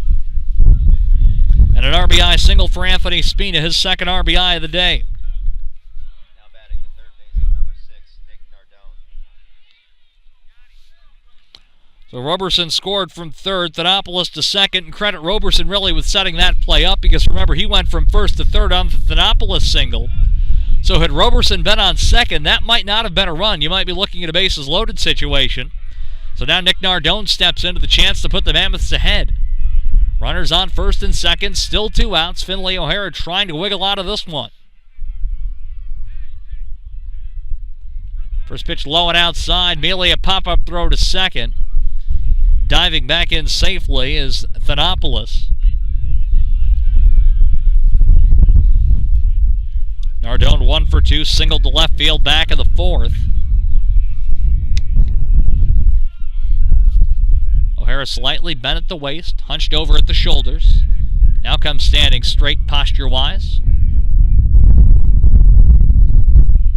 Curveball outside corner, called strike at the knees. 1-1. We're all tied 2-2. Unofficially 2-6-1 for Amherst, 2-4-1 for Hamilton. 2 outs here. Man to the plate's Nick Nardone. Remember, he took that ball off the wrist earlier in the game. Nardone to the flare on the right side. Hauser coming in, looks up and makes the catch. The inning is over, but the damage is done. 3 straight 2-out hits for the Mammoths, leading to a run. The last of the hits, an RBI single from Anthony Spina. And we're through 4.5 here complete. We're now official, just about. It is Hamilton and Amherst tied 2-2. Back with the last of the fifth amidst the sunshine when we come back from Clinton. And you're watching Hamilton College Baseball right here on the Northeast Sports Network.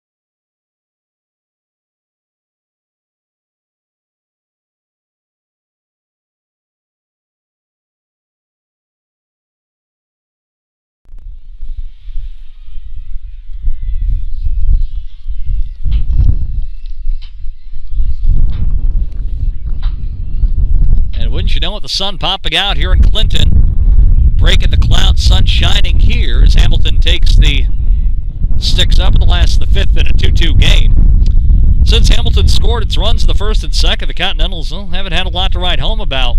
1-2-3 inning in the third, and then stranding a runner on second in the fourth. Wilson Taylor, the pitcher of record now for Amherst, working quickly.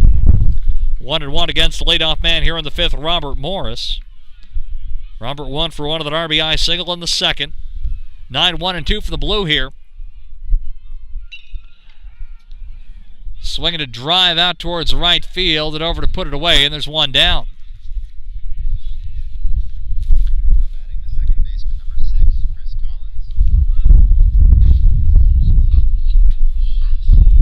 Collins. So Morris retired. Now the batter, Chris Collins, who's 1 for 2.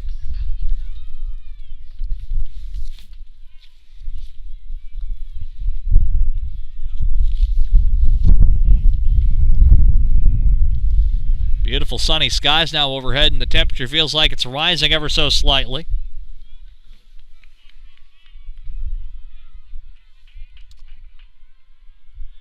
I'll have to keep an eye on the outfielders here to see how balls are played that are hit into the air. As when the sun's out over that right field, over the left field side, it makes it hard for outfielders to pick up the baseball off the bat. Hamilton with some stirring in the bullpen here. Nobody on, one out, last of the fifth.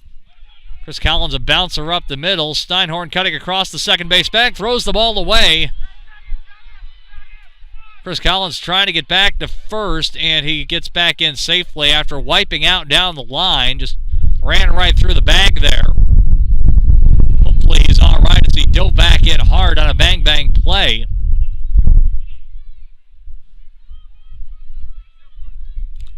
So he's safe at first.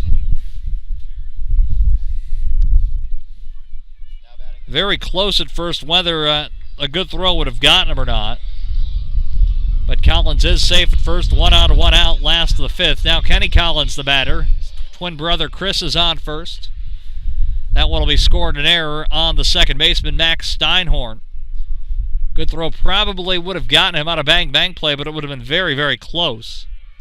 Kenny 0 for 2 here in the nightcap with a strikeout and a flyout. We're all tied 2-2 here in this nightcap of our twin bill. Amherst won the opener 7-2. Hamilton's led in this nightcap but not trailed. Wilson Taylor a throw over to first and diving back in safely is Chris Collins. Well, we've run the gamut here of weather today, starting out under overcast and darkened skies. Then we've had some rain. Now the sun is out. Chris Collins off for the races. Throw down to second by Severino Tachi is in time, and Chris Collins is tagged out, much to his chagrin, by Harry Roberson. Roberson thought that was the third out of the inning. He went sprinting to the dugout and now has to kind of jog back to his position, realizing that that's only the second out of the inning. So Chris Collins is out at second, 2-6. There's 2 away and nobody on here. 0-1 the count, and Roberson, I'm sure, will get ribbed about that one later. Pitch to Kenny Collins outside for a ball.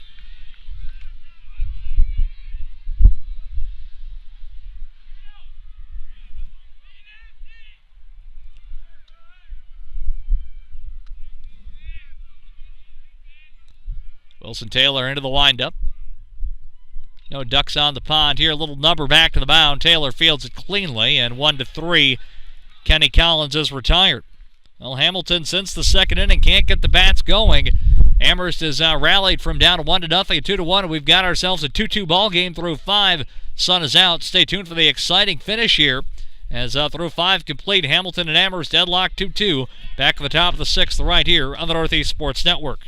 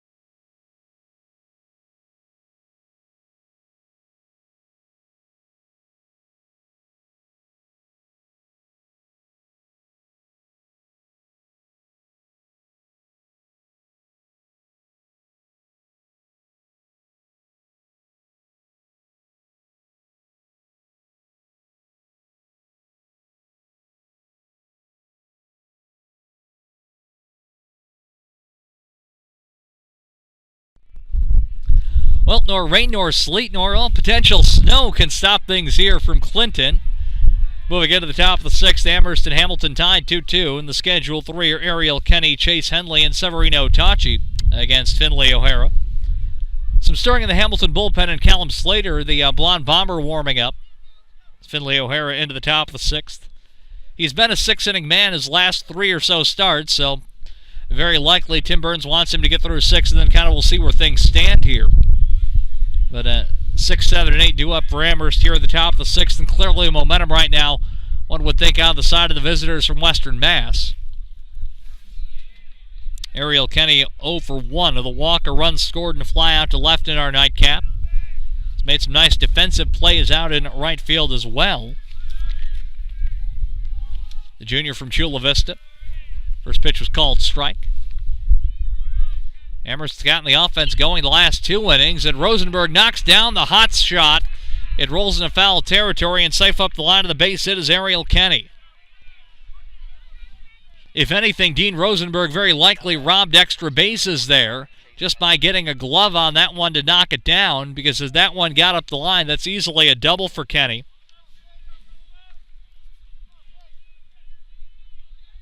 So a leadoff infield hit, and now Chase Henley striding up to the plate, and Amherst looking to get the offense going once again.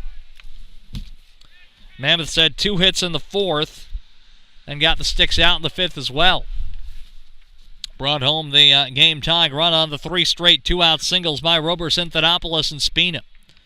There's a reason the Amherst team is offensively among the top teams of the NESCAC. Again, remember the Mammoths lead the NESCAC in slugging, second in batting average coming into the day at .323. Amherst can score runs in bunches, so Hamilton has to be careful defensively here. The way the Hamilton bats have gone, Hamilton can look forward to let Amherst take the lead at this point. Finley O'Hara pumps in strike number 2 to Chase Henley. Henley 1 for 2 with an RBI double, 3 for 4 on the day.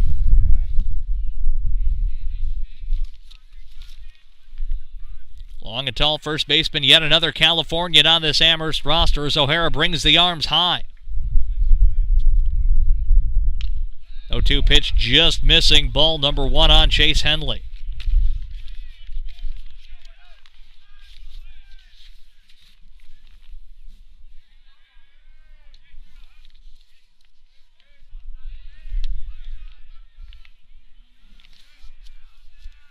O'Hara looks in for the sign from Mealy. Kick and fire, ground ball, diving stop by Chris Collins. It's off his glove though into center field. And yet another infield hit for Amherst. Now back-to-back infield hits. First Kenny on the bullet up the line that Rosenberg knocked down. And now Chase Henley on the seeing eye infield hit up the middle.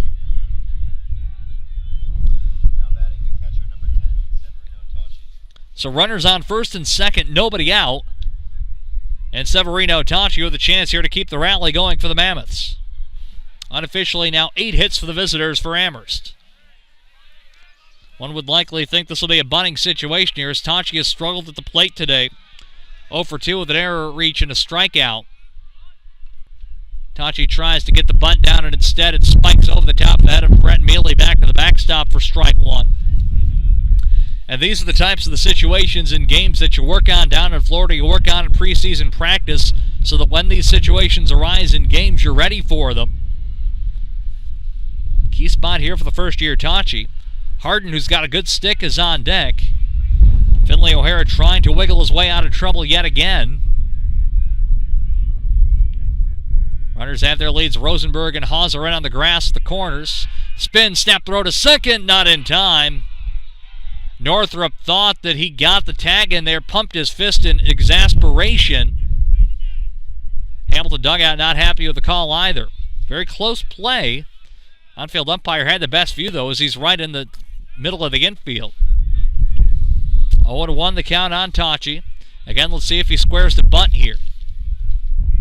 Rosenberg creeping in at third. The 0-1 pitch. Toshi get a swing away, and he hits a line drive to left center field. Rounding third, heading for home is Ariel Kenny. He will score standing up, and an RBI single by the first-year Severino Toshi puts the Mammoths ahead 3-2.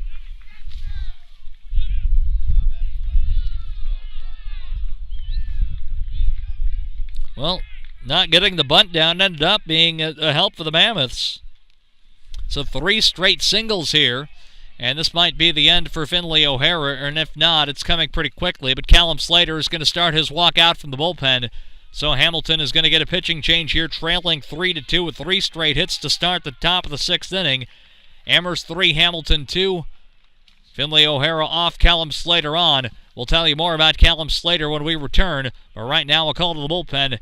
And it's Hamilton trailing by 1, 3-2, top of the 6th. It's Hamilton baseball right here on the Northeast Sports Network.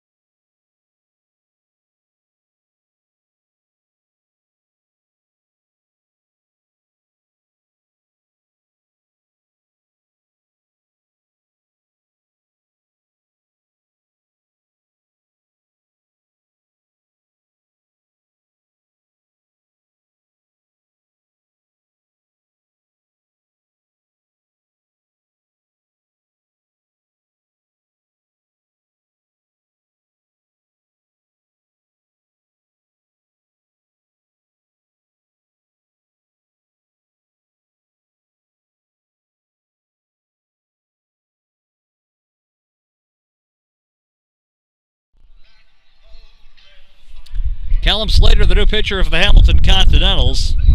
Called the Blonde Bombers, the long blonde locks out the back of the blue cap. Slater, 6'2", 205, a freshman out of Basking Ridge, New Jersey, by way of Loomis Chaffee.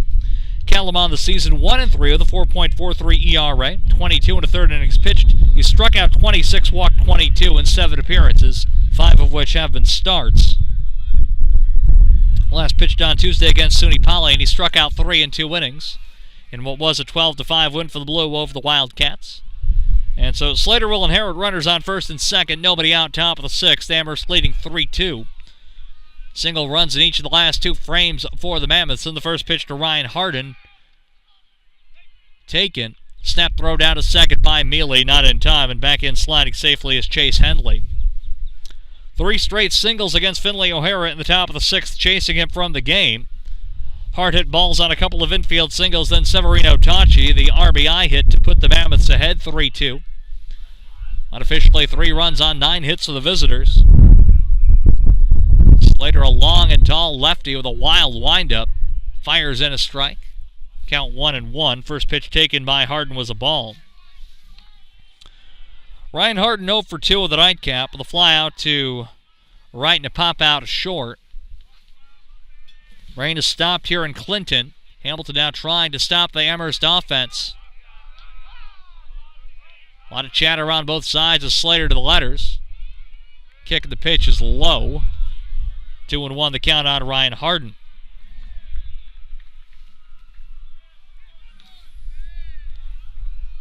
Three to 2 is our score.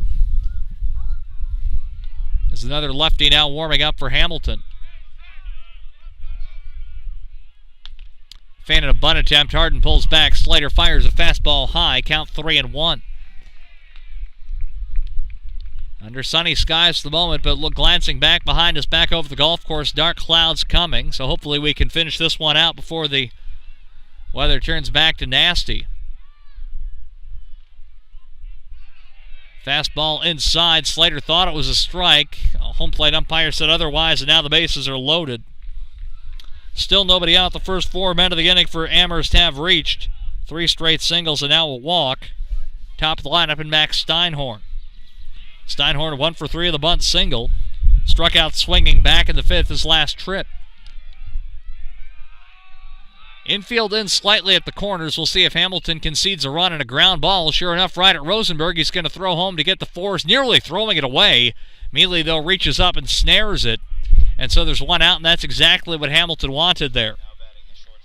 Had Rosenberg been playing back, that might not have worked out quite the way that Hamilton wanted. But Henley forced out at home, 5-2 if you're scoring. Tachi moves up to third, Harden to second. And now Steinhorn's on first. Base is still loaded. Now 1 out, though, for Harry Roberson. Roberson singled his last time up, and Slater's first pitch to him in the dirt for ball number 1. Roberson 1 for 3. His single in the 5th got the carousel going for Amherst. The 3 straight hits, all with 2 outs to get the Mammoths tied. Amherst now leads at 3-2 here. Finley O'Hara has been chased from the game, and Callum Slater, the first year, is now on. Trying to keep this to a 1-run frame. A fastball up and away taken for ball number 1.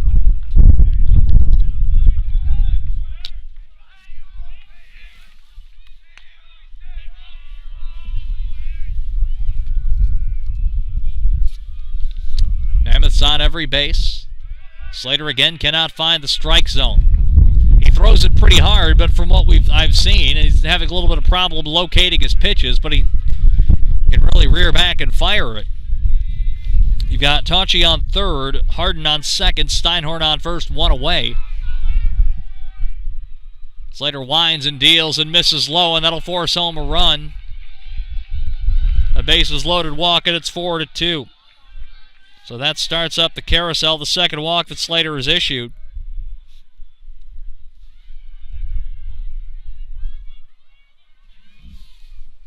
Timeout called. Meeting on the mound, and Callum Slater's day is going to come to an end here, as the lefty warming up for Hamilton's going to come out of the bullpen and come on. Or actually, no, a right-hander's going to come out. That'll be Brett Sanford, making his second appearance of the day. So Callum Slater departs, the bases loaded and 1 out after facing just 3 men, walking 2, getting 1 out on a force out, but Hamilton's going to go back to the bullpen here. Amherst threatening to break this game wide open. It's Amherst 4, Hamilton 2.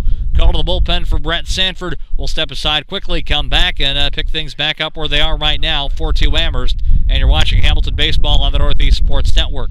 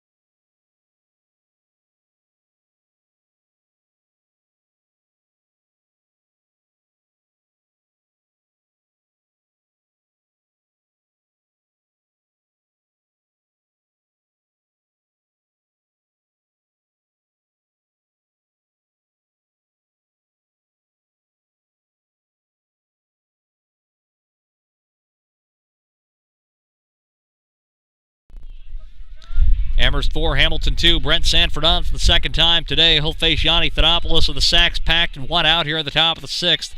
Hamilton trying to keep Amherst from breaking this game wide open. First pitch from Sanford, hit on the ground, left side, past a diving shortstop. Northrop into left, 1 run scores. Rounding third, heading for home, Steinhorn. He'll score as well. It's a 2 RBI single for Yanni Thanopoulos, and Amherst has opened up a 6-2 lead here in the top of the 6th inning. Second hit of the nightcap for Thanopoulos, and it drives home 2 to give him now 29 RBI in the year. Harden scoring from third, Steinhorn from second. Roberson is up to second. Still only 1 out, and the carousel continues for Amherst. The batter now is Anthony Spina, pitch up and in. Runner taking off from second. Roberson, he's down to third, no throw. Amherst going for the jugular here. Now unofficially 6 runs on 10 hits to the visitors, and Spina the 8th man to the plate this inning. Spina 1 for 3 of the nightcap with an RBI single. Breeze picking up, light raindrops falling again as those dark clouds that were behind the golf course now starting to make their way towards Loop Road Complex. Curveball from Brett Sanford in for a strike. Brett pitched an inning in our opener, retired all 3 men he faced. Trying to limit the damage here and keep this deficit at right now 4 runs at this point, but there's only 1 away and runners on the corners. Timeout is called as the breeze really whipping here at Loop Road.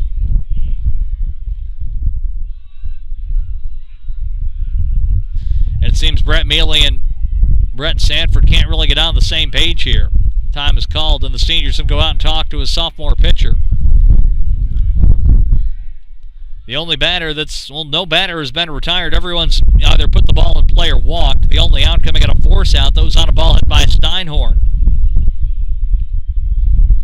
Every batter up has reached in some form or another in a pickoff throw to first, and back in sliding safely is Thanopoulos.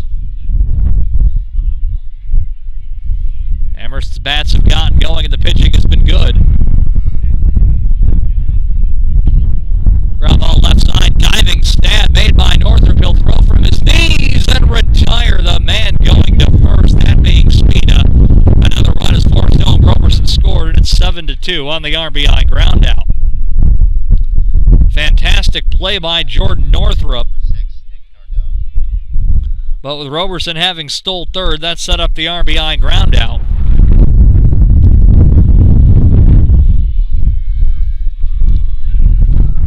To bring home the 5th run of the inning.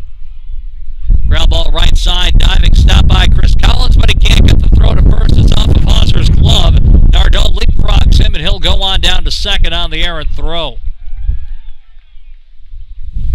Another run comes home to score, and it's 8-2. Terrific dive by Chris Collins to get to the baseball. He had time to make the throw and just did not get it there, and Amherst is now hit through the lineup.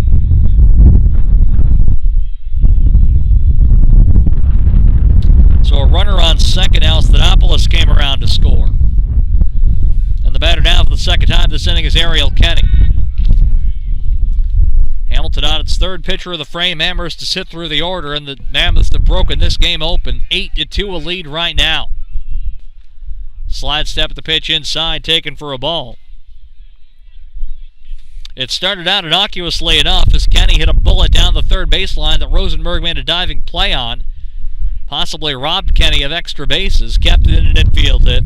Then another infield hit by Chase Henley, and things kind of snowballed from there. And this one's over Rosenberg's head all the way into the corner. Long run for Robert Morris, rounding third and scoring standing up as Nardone. Into second with a stand-up double is Ariel Kenny for his second hit of the inning.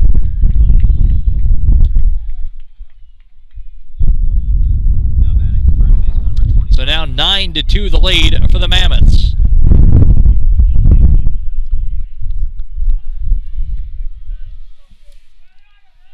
As this is the inning that Amherst has been waiting for pretty much all weekend, the one big inning to get the bats going.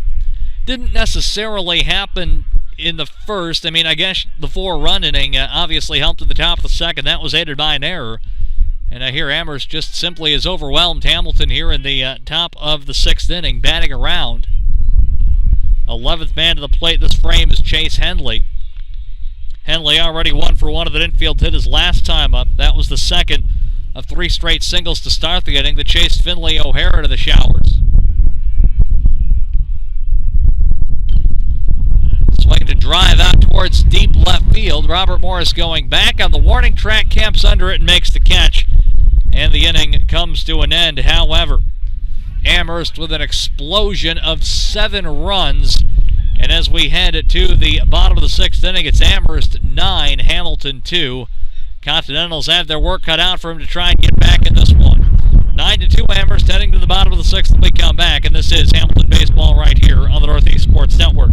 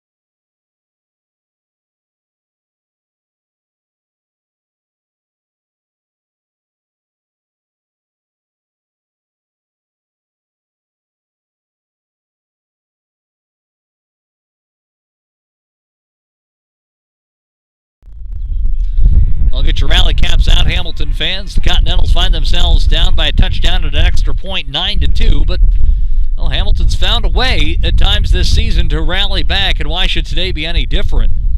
Ryan Wolfsburg, Andrew Hauser, and Brett Mealy, the schedule 3 here for the Continentals in the home half of the 6th. Against Wilson Taylor, who had an awful long sit in the dugout while Amherst was putting 7 runs on the board at the top of the 6th inning. Wolfsburg 0 for 2 today here at the nightcap. Pitch at that is called strike.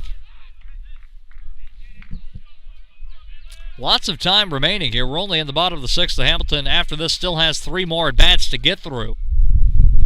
Try to put 7 runs on the board. Amherst's pitching has been an Achilles heel throughout the season, so certainly the lead right now 9-2, but nothing I think is insurmountable here for the Continentals the way they can swing it.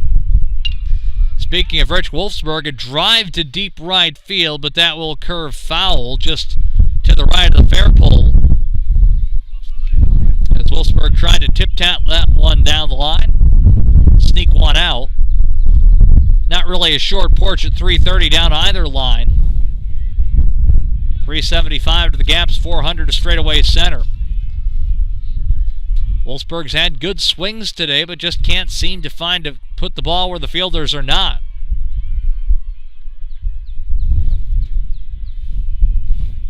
Count full 3-2, nobody on, nobody out.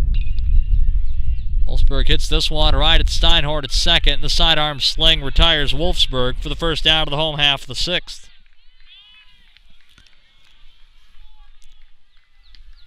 Hamilton single runs in the first and second, and since then the Continentals have had just one hit. One reach on an error as well, and that's been all. Mealy led off the fourth with an infield hit off of Nick Nardone at third.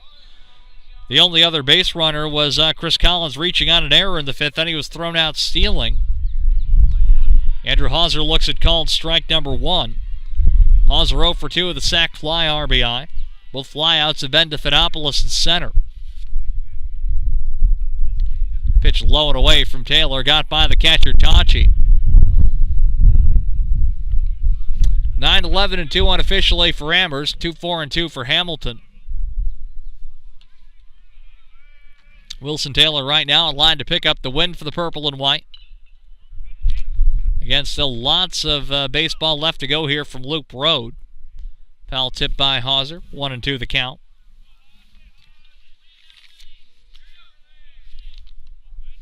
If Amherst can get the pitching situation figured out, this is going to be a dangerous team, as the Mammoths can really hit it. Pitch low and away.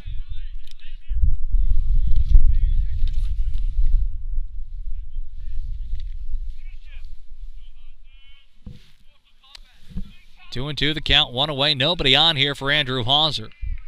That's circling over the right shoulder. Kick at the pitch. Smoke down the ground up the middle. No, Steinhorn's got it. He's up and throws to first, and there's a collision.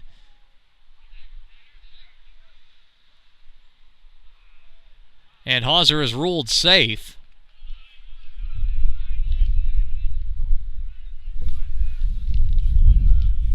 So Hamilton's got a one-out runner aboard. Now batting the catcher, number 5, Brett Mealy. It'll be ruled a hit for Andrew Hauser. So give him an infield single, a one-out hit. Now Brent Mealy, the catcher, is at the plate. Mealy 1 for 2 at the base at his last trip. So he put a charge into a ball right at Nick Nardone that kind of handcuffed Nardone, hit him on the wrist, and went out into left field. Nardone shook it off and stayed in there. See if Hamilton can get the rally fire stoked here in the bottom of the sixth. Try to shake off some of the dampness of the weather that we've had today. Brett Mealy, a fly ball to right center field. The right fielder, Kenny, calling for it. Cuts in front of Thanopoulos and makes the catch. 2 away in the Hamilton half of the sixth inning. So Mealy attacking there, retired for the second time with the nightcap, and Nate Goodman the batter. Goodman 0 for 1, sacrificed Mealy out to second his last trip to the plate.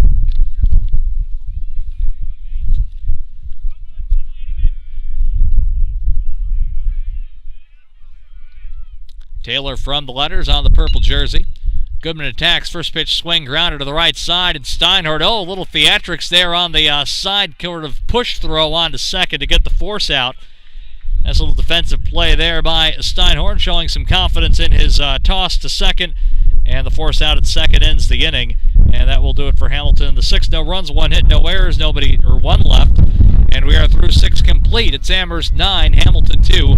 Back to the top of the 7th when we return, and you're watching Hamilton College baseball right here on the Northeast Sports Network.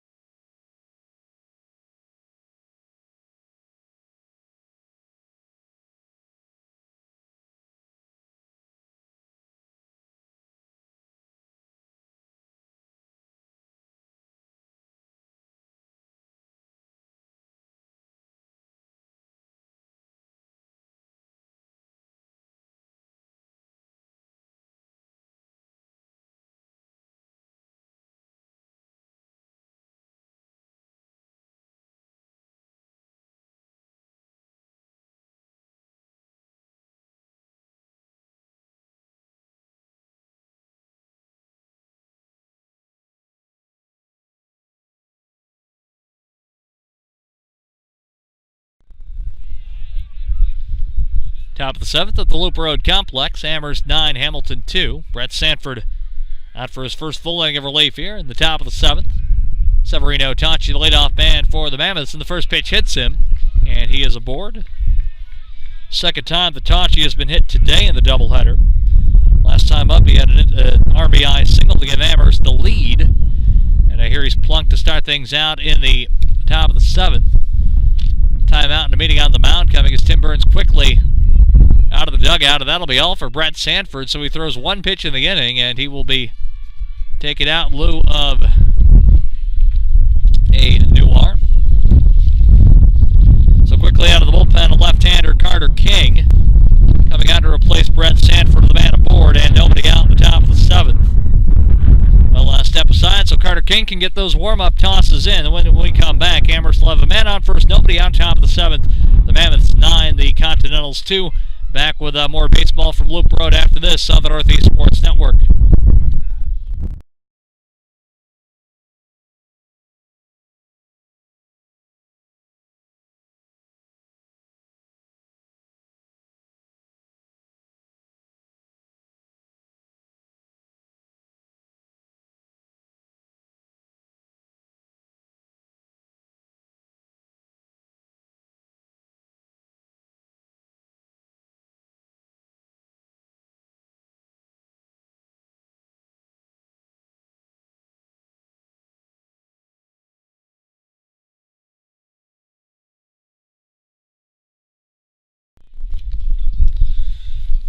So quickly, the warm-up tosses have been wrapped up with the southpaw Carter King as he comes on. Carter King on the season. This will be his 9th appearance, 2.70 ERA in 6 2/3 innings. Struck out 5, walked 4. So Carter King inherits a runner on first, nobody out top of the 7th. He'll face Ryan Harden, the left fielder. Throw to first, and the loud yell back over on the Amherst dugout. Harden 0 for 2 in the nightcap, walked and scored in the 6th as he was the first batter that Callum Slater faced. Harden looks at a pitch low for ball number 1 as Carter King in now for Hamilton as the Continentals have exhausted their left-handers on the roster in terms of pitchers. Actually, that's not true. Excuse me. Tom Riley is still in the bullpen for Hamilton. Pitch gets away from Mealy and down to second on the wild toss of Severino Tachi.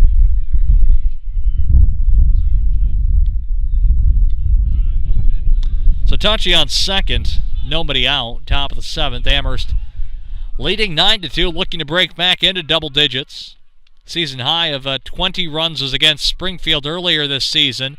And another pitch gets away from Mealy and down to third is Tachi. He'll make a big aggressive turn.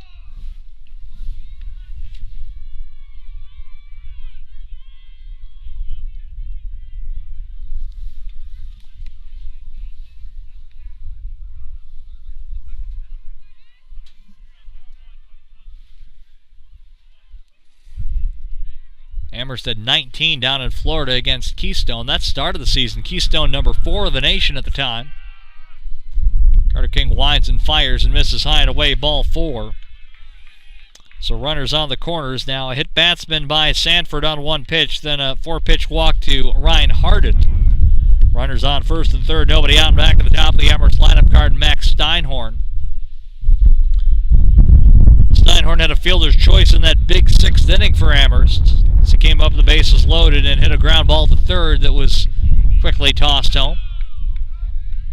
Some light raindrops falling again here in Clinton, and now it's actually coming down a little bit harder here. Some of those gray clouds that were off in the distance catching back up to us. Steinhorn with a laced line drive to left center field in for a base hit. That will bring home Tachi from third, and Amherst is into double digits now with a 10-2 lead.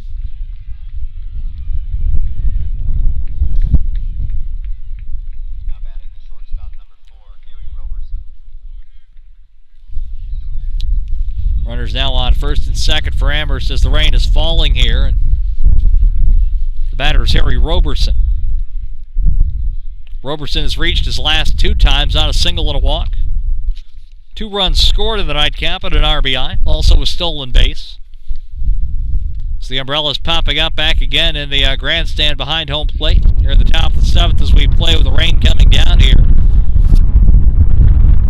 As the sun came out briefly, temperatures warmed up, but now with the clouds back overhead, temperatures dropping back down to the rain falling, making it, one would think, tough to grip the baseball out on the mound for Carter King. Fastball up and away, and he continues to have trouble locating his pitches here. He's going to get a fresh baseball from the home plate umpire as well, as with the rain falling, that baseball obviously very tough to grip here.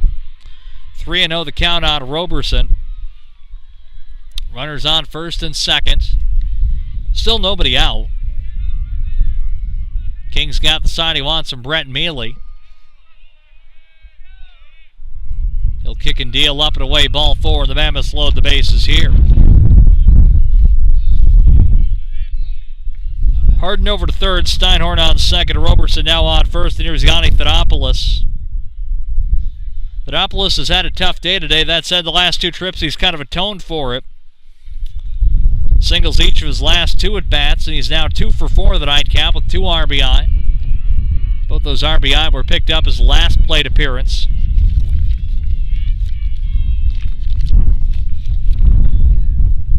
Thadopoulos came into the day 27 runs batted in. It's got him among the league leaders, and King can't find the strike zone, 2-0. Amherst now 8 games this year reaching double digits. Thadopoulos 137 career RBI as well. Looks at a pitch to the knees called strike. That's very impressive. 2-1 count here on the Amherst senior center fielder. Swinging a drive out towards left field. Robert Morris drifting over, plays it on a short hop. Everyone's going to move up one base for Amherst as runners were holding there, thinking that Morris might be able to get to it, but too long of a run. And a wise decision to trap the ball kind of on a short hop, but it does bring home a run, and Amherst now has 11, and the lead is 11-2.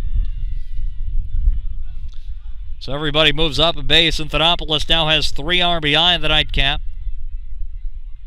And the batter now is the DH Anthony Spina. Unofficially 11 runs on 13 hits for the Mammoths in this nightcap game. Spina had an RBI ground out in the 6th. Also an RBI single in the 5th and a single in the 4th as well. So he's 2 for 4 with 2 RBI in the nightcap. Had a home run in our opening game of the doubleheader. Curveball, Spina looking, called ball 2.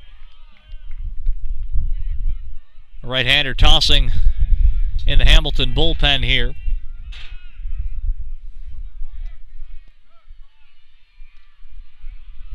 Took a while here in this nightcap for Amherst's offense to really get going, but when it did in the 4th inning, it's not stopped since. Amherst tied the game 2-2 in the 5th and broke it open in the 6th of the 9-run inning, or excuse me, a 7-run inning.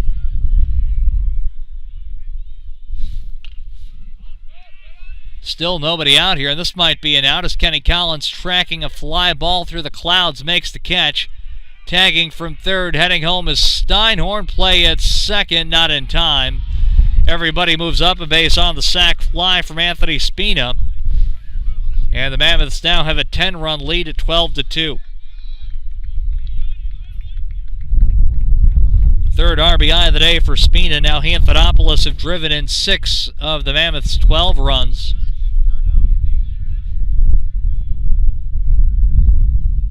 So 1 away, and Nick Nardone, the batter. Nardone reached out a throwing error his last time up.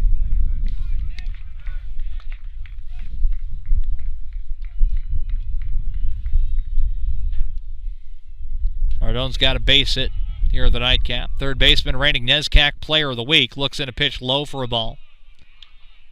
Certainly a big turnaround for Amherst in league play after dropping 2 out of 3 to Middlebury, coming back to sweep Williams. And right now, pretty much in the driver's seat, one would think at this point, to try to take this series from Hamilton. You've got Roberson at third, Thadopoulos at second. 1 away here, top of the 7th.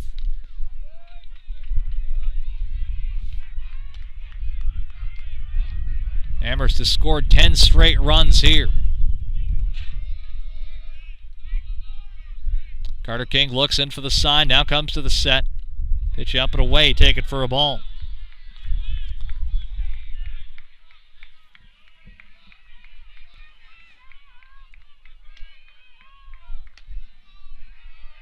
King looks in for the sign, winds and fires, and a chopper back to the screen. Amherst still has to play Wesleyan, and that'll be the final series for the Mammoths when Williams is here next weekend. Much like with Williams, Amherst will play Wesleyan kind of in a little three home and home, with one of the games taking place at one field, then the other two at the other field. High fastball cut on and missed for strike number 3, and Nardone loses his lid as well. And there's 2 away in the top of the 7th. Now batting the right fielder, number 30, Ariel Kenny. So the last 2 batters have been retired by Carter King, and now the batter is Ariel Kenny.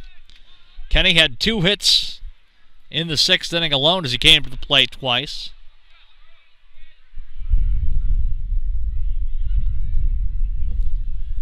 Kenny of the nightcap, 2 for 3, 2 runs scored, RBI.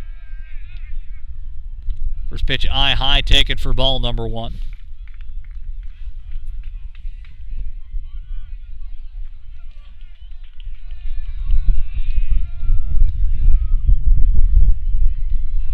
Amherst, after playing Wesleyan, also still will have some non-league games at home. They'll have their Pride game, and I believe it's early May against UMass Boston. You can read more about that on the Amherst Baseball website. I believe it's May the 3rd against the Beacons. Fastball up and away, take it for a ball.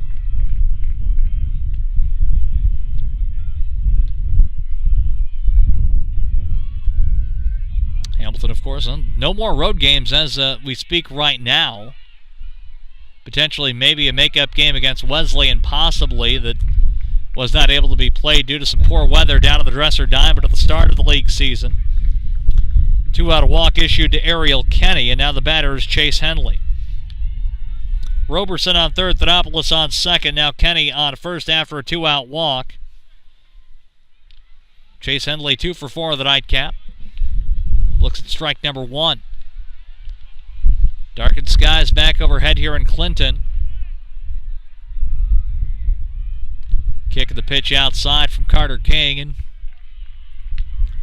a right-hander now warming up quickly for Hamilton in the bullpen. Continentals likely will possibly go by committee here in terms of pitchers the rest of the way, depending on how things go. Base is full of Mammoths, 2 outs, 12-2 Amherst leading. The batter is Chase Henley. Didn't start the day at first base, and Zach Horowitz was at first for Amherst. Came out after 3 innings, and Henley has been electric at the plate, though he'll foul this one off himself. Henley had a couple of hits in the opener, 2 big ones. And then here in the nightcap, a couple of hits as well. 2 doubles on the day for the big Amherst first baseman. Breeze picking up here at Luke Road. King to the belt now, races the leg and fires, and a pitch in the dirt, and a good block by Brett Neely. And deuces are wild. 2 balls, 2 strikes, and 2 outs at the top of the 7th inning. Actually, excuse me, the count is now 3-2. Carter King trying to wiggle his way out of this inning. Get Hamilton back to the plate.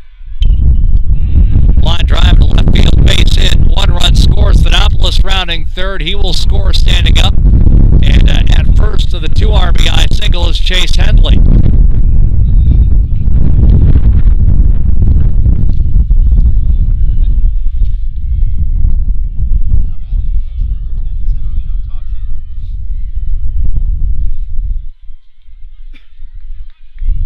So Amherst back-to-back innings now is batted through the order as Severino Tachi steps in. He was hit by a pitch to start the frame. That was the only batter that Brett Sanford faced to the inning. Then Carter King came on. King's throw to first, and back in sliding safely is Henley. So Chase Henley now the nightcap, 3 for 5, 3 RBI, 2 singles and a double.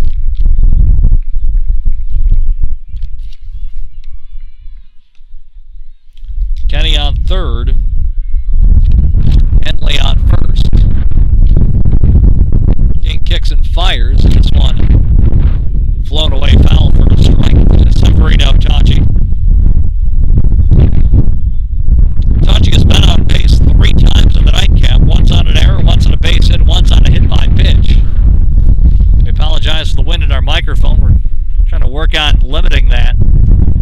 Curveball low from Carter King, and Amherst's lead is right now 14-2. Mammoth's offense really having a go at this one here at the nightcap. 7 runs in the opener. A 21 runs scored for the Mammoths here in Clinton today. Hamilton just simply has been overwhelmed here in this nightcap by Amherst's offense. Curveball low, ball 4, and the base is loaded once again for the Mammoths here in the top of the 7th inning. So Tachi on for the second time of the frame without the benefit of a hit, and the batter will be the left fielder Ryan Harden. Harden's 0 for 2 with 2 walks, 2 runs scored. It's kind of a learning experience here for Carter King right now, trying to pitch with men on base, trying to get out of the situation. If you're Hamilton right now, all you need to do, as a foul ball by Harden for a strike off his own foot, just kind of take each batter one at a time here, try to work through it.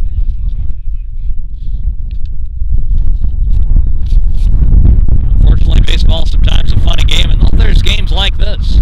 Just have to try to put things behind you as fast as possible.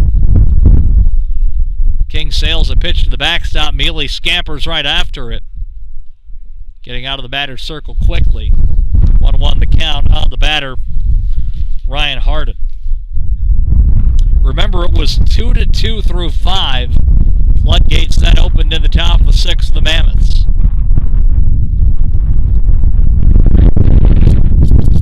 Swinging another foul, this time off the catcher Brett Mealy. 1-2 count. 3 straight singles to start the 6th inning by Amherst got Finley O'Hara out of the game, and then Amherst opened up the offense from there. Severino Tachi had the go-ahead single. Hamilton, remember, had leads of 1-0 and 2-1. Kick of the pitch, grounder, third base way. Rosenberg's going to take it himself and get the force at third and get us to the 7th inning stretch. Amherst bats around through the order. Second straight inning. Amherst has brought 11 men to the plate each of the last 2 at-bats that it's had. We are through to the 7th inning stretch, and it is Amherst 14, Hamilton 2. Hamilton coming up at the bottom of the 6th when we return right here on the Northeast Sports Network.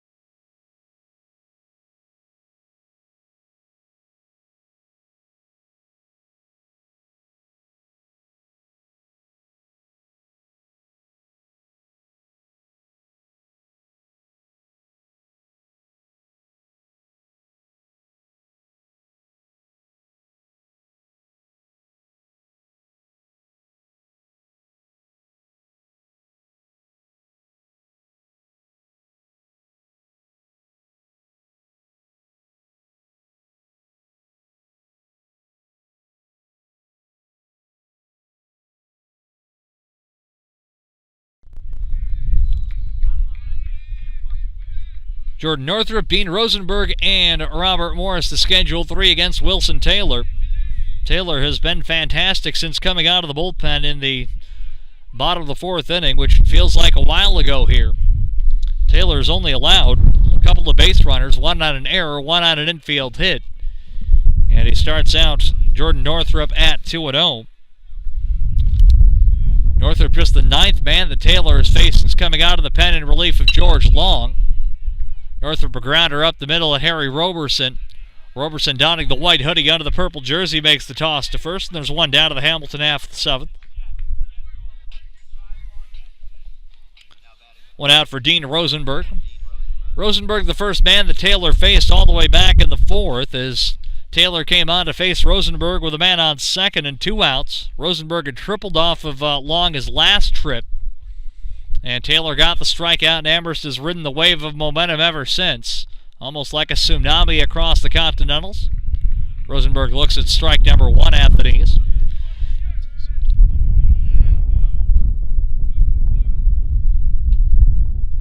Kick of the pitch, that one just a bit inside. Rosenberg didn't pull the trigger. 1-1 the count. Robert Morris on deck, and should the inning continue, Chris Collins after that against Wilson Taylor. Brian Hampton 10 here to let Taylor more than likely go the rest of the way, as there's no stirring in the bullpen whatsoever. At Amherst right now with a 12-run lead over Hamilton as the raindrops continue to fall in Clinton. Rosenberg turns on a one and rips it into left field for a base hit. 1-out single for the Hamilton Jr. third baseman.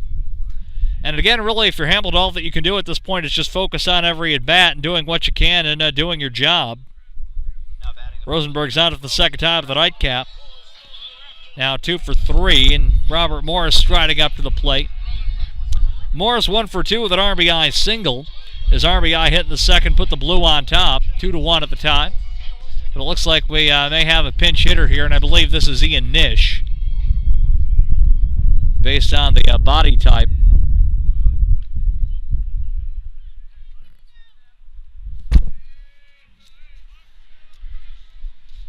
I believe that's number 32 up here for Hamilton right now.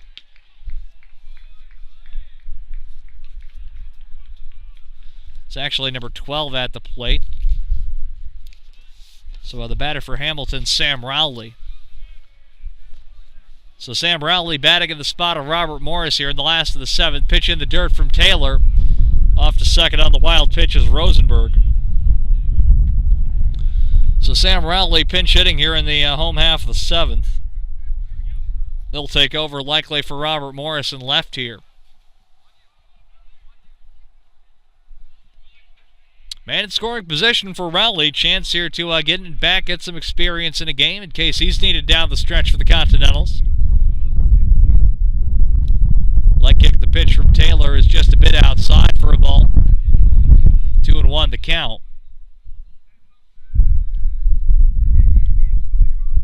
Activity is stopped in the Hamilton bullpen, so the next pitcher very likely is warmed and ready to come on when we get to the top of the 8th.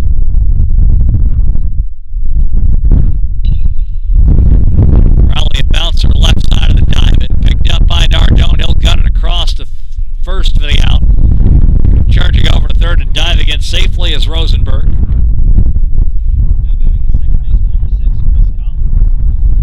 So Rowley out 5-3. Rosenberg on his way to third, 2 away here, last of the 7th, and Chris Collins coming up.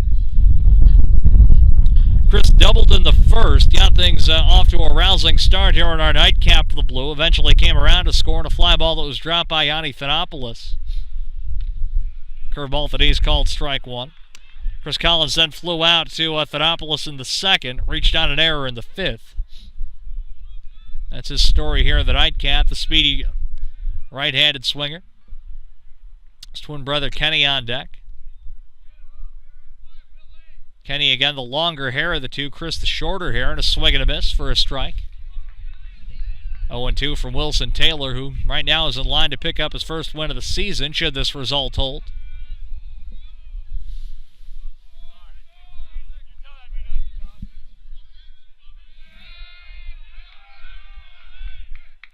Taylor kicks and fires, and just a bit outside, looked at for a ball by Chris Collins.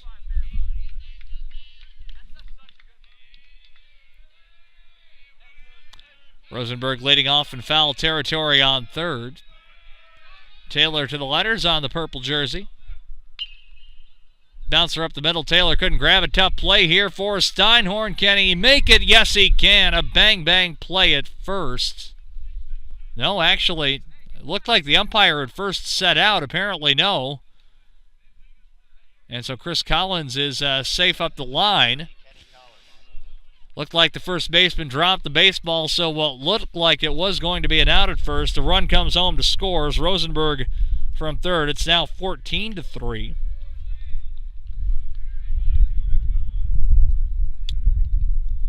Tough play there for Steinhorn to make. Again, Collins looked like the first base umpire might have made an out motion, but the run scores. And so Hamilton ends the Amherst unanswered rally. So Amherst's streak ends at 13 straight runs, and Hamilton's got Chris Collins aboard with 2 away in the home half of the 7th. So maybe the comeback starts now for the Continentals. Ball cued to the left side. Nardone's going to go to first, and a nice pick made by Chase Henley. That one counts, and that's the end of the inning. Terrific play by Chase Henley, and so Hamilton does get one back on the single by Rosenberg. He ends up scoring on the ball that was hit by Chris Collins, and we're through 7 complete here in Clinton. Amherst still in the lead, but Hamilton gets one back. And we head to the top of the 8th. Hamilton's got a call to the bullpen now, and we'll tell you about the new pitcher when we come back. It's 14-3, Amherst leading Hamilton. Back after this on the Northeast Sports Network.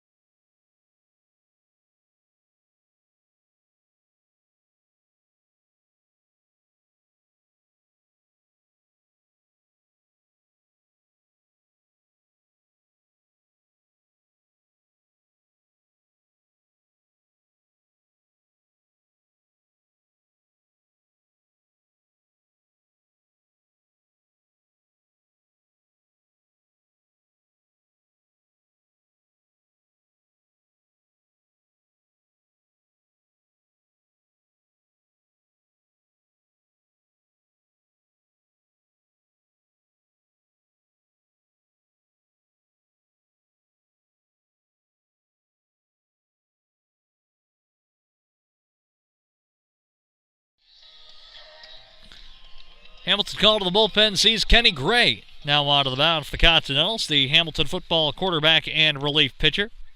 So the day is done for Carter King and Kenny Gray, the new pitcher for the Blue. Kenny Gray on the season, 9 appearances, 2-0 with a 10.80 earned run average, 10 innings pitched. He struck out 4, walked 7. And it's the first year from Valley Stream, New York. Kenny Gray now on the mound for the Continentals as we move to the top of the 8th inning. New left fielder for Hamilton, Sam Rowley, as he stays in the game to replace Robert Morris. So no other defensive changes that we can see. So infield left to right, Rosenberg, Northrup, Chris Collins, and Hauser. Outfield now left to right is Rowley, Kenny Collins, and Wolfsburg. And Brett Mealy, as far as we know, still behind the plate.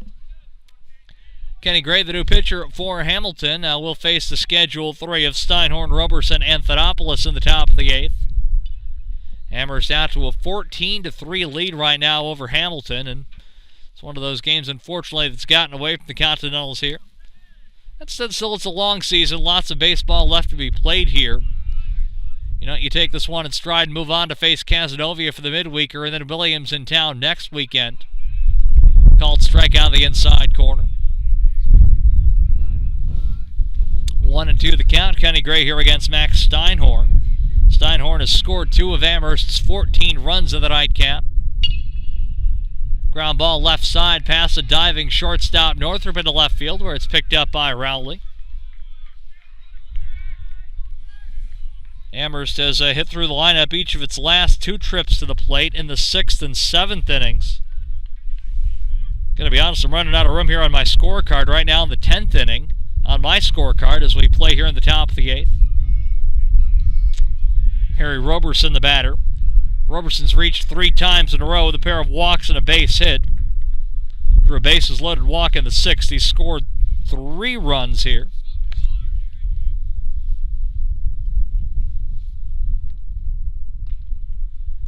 Gray throws it pretty hard. He's got himself a good arm, righty. Obviously, as a football quarterback, doesn't hurt to have a good arm. 1-1 the count on Harry Roberson. Roberson, hard liner into right center field, picked up by Kenny Collins. He's going to throw to third, and the play is made. Oh, Dr. Kenny Collins with an absolute hose from center. Did not think highly of Max Steinhorn's attempt to take 2 bases there. Hang a star on that baby, as Jerry Coleman would say.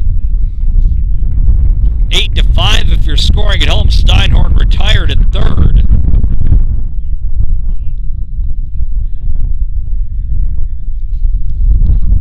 A rare outfield assist. You don't see that very often. Roberson actually moved up to second on the throw. Still be a base hit for him there, just to move to second on the throw. So the batter now is Yanni Thanopoulos. Thanopoulos 3 RBIs, last 2 trips combined, as a man in scoring position yet again. And he's going to punt this one up into the clouds. That could be a rainmaker. Chris Collins now drifting back, makes the one-handed catch. 2 away. That one skied almost a mile high into the gray clouds, moving right to left across your computer screen. So 2 away here. Give Kenny Collins the assist on the first out, obviously. And I think almost it looked like the way that Dean Rosenberg, the third baseman, caught the ball. He wasn't necessarily expecting it. Just like, oh, hey, the ball's here. Let's make the tag. And the out was made. So 2 down for Anthony Spina, the DH. Spina, 3 RBI for the game, and here's a drive deep to right center field, and that's going to one-hop the wall. Roberson a brisk jog home, rounding second, going hard for third, and getting there standing up with an RBI triple is Anthony Spina.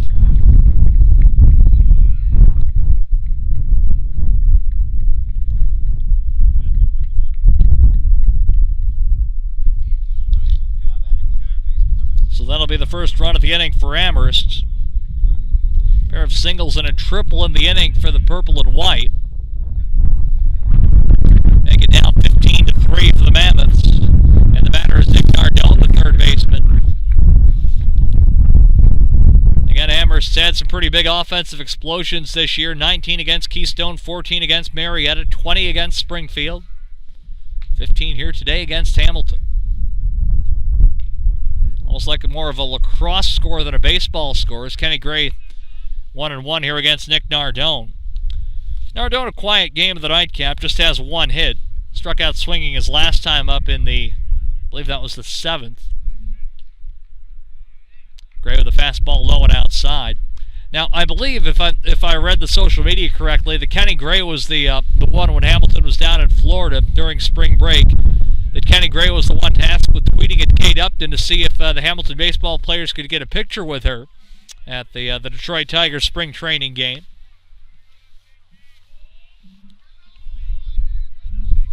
2-2 the count here, 2 outs. Runner on third for Amherst is Anthony Spina after an RBI triple. Gray the kick and the pitch, and this one flown off foul first base way. Gray, a multi-sport star coming out of Montgomery High School down downstate. Tremendous prep career. Came in highly touted on the football gridiron. 2-2 curveball and a beautiful slow curve swing and a miss, strike 3, inning over. Amherst only gets 1. Comes on an RBI triple from Anthony Spina, and Hamilton getting set to come up the last of the 8th. We're through 7.5 here from Loop Road Complex. Amherst 15, Hamilton 3. Back after this. More Hamilton baseball right here at the Northeast Sports Network.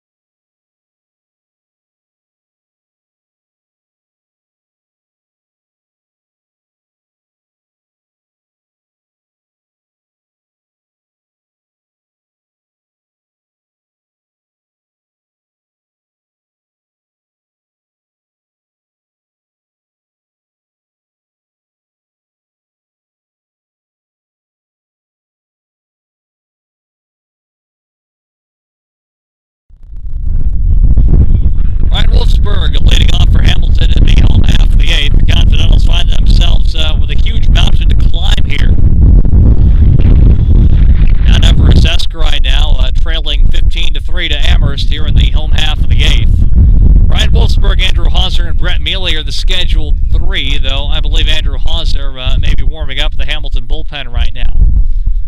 Pitch at the letters to Wolfsburg, taken for a strike. Sure enough, Hauser warming up the bullpen, so we'll likely see a pinch hitter next as we play here in the bottom of the 8th inning. This one at one time was a 2-2 game, and then since then Amherst has gone on to outscore Hamilton 13-1. Beginning with the top of the 6th inning, the Mammoths opening up a mammoth-sized lead, if you will. Got to say, absolutely love the mascot name for Amherst. Haven't really talked about that, but Amherst for a little bit without a nickname, just known as the Purple and White, then recently announcing the new Mammoths nickname. And got to say, it's an absolutely fantastic one. Terrific job done by all. Wolfsburg a bounding ball up the middle, gobbled up by Steinhorn. Steinhorn over to Henley, one away in the Hamilton 8th inning. So now the NESCAC West, you've got Continentals, Mammoths, Eefs, Panthers, and Cardinals. Over in the East, you've got the Bobcats, the Mules, the Polar Bears, the Bantams, and there's one other that's not coming to mind, the Jumbos. Though a Jumbo and a Mammoth kind of similar. So we've got a pinch hitter for Hamilton here. Can't quite make out the number from our vantage point. This is not Andrew Hauser, though, the scheduled batter.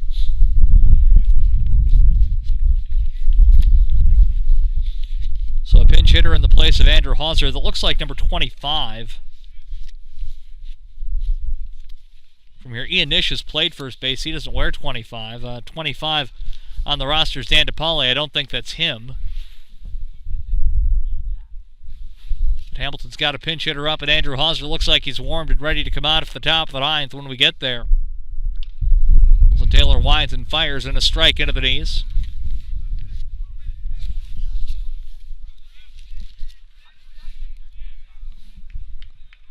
Looks like that's Ian Nish, the pinch hitter for Hamilton. Swinging a high fly ball deep to left field, way back, and it is off the fence. Ryan Harden could not come up with it, motoring into second. A Hamilton double there. Actually, that was not Ian Nish for Hamilton. That was number 26 of the Continentals at the plate.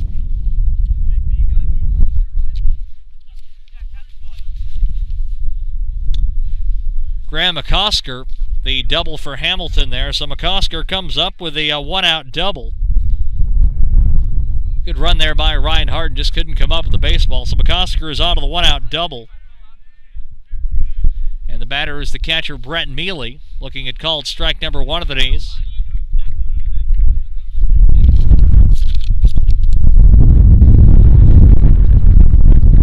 Breeze picking up as McCosker coming up with a one-out double for Hamilton. McCosker the first year. Wilson Taylor trying to put a wrap on this one. He has been again electric out of the Amherst bullpen. The double by McCosker, only unofficially the second hit he's allowed since coming on. Hamilton did get a run in the 7th. Helped out by a fielding faux pas from the Mammoths. Mealy can't check his swing. Strike 3, he goes down. And there's 2 away for Hamilton in the 8th inning. Now batting a pinch hitter, number 21, David Braverman. David Braverman on as a pinch hitter for Hamilton here, taking the spot of Nate Goodman. So Tim Burns emptying off the bench here a little bit, getting some reserves into the game. And who knows when they might be needed down the stretch for the Continentals. Get some live game action, and Braverman looks at a pitch low for ball number 1. So there's 2 outs here in the bottom of the 8th. Hamilton trailing. Graham McCosker on second. He'll likely stay into play first base. Braverman in the DH spot, so he may or may not end up playing in the field. Braverman a bounding ball to the left side. Nardone ranging over to his left, and Chase Henley, my goodness, he has been outstanding defensively at first base. Yet another pick, and that's the end of the inning. Hamilton gets a one-out pinch hit double from Graham McCosker, but can't make anything of it. We're through 8, headed for the 9th here in Clinton at the Loop Road Complex. It's Amherst leading heading into the 9th, 15-3. Back after this with more Hamilton baseball right here on the Northeast Sports Network.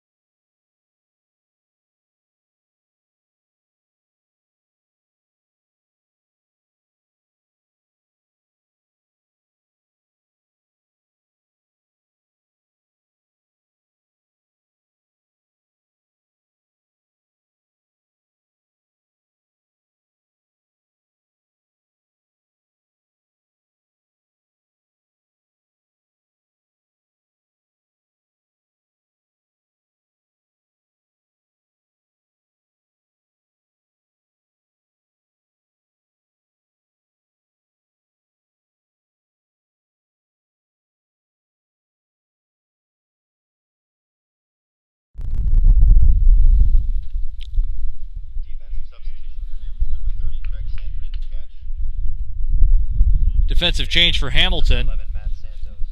Craig Sanford is now to catch for Hamilton. Andrew Hauser had warmed up in the bullpen, but it looks like he may not be needed as Kenny Gray back out for the top of the ninth. Graham McCosker will remain in at first base for Hamilton. No other defensive changes that we can see, so a new catcher and a new first baseman for Hamilton as Kenny Gray will face Ariel Kenny here at the top of the ninth. The first pitch to Kenny inside for ball number 1. Kenny has been on base just about every time he's been up here at the nightcap. Walked and scored in the 2nd.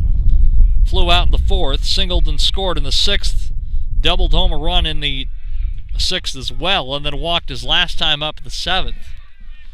Starts out 2-0 against Kenny Gray here in the top of the 9th inning.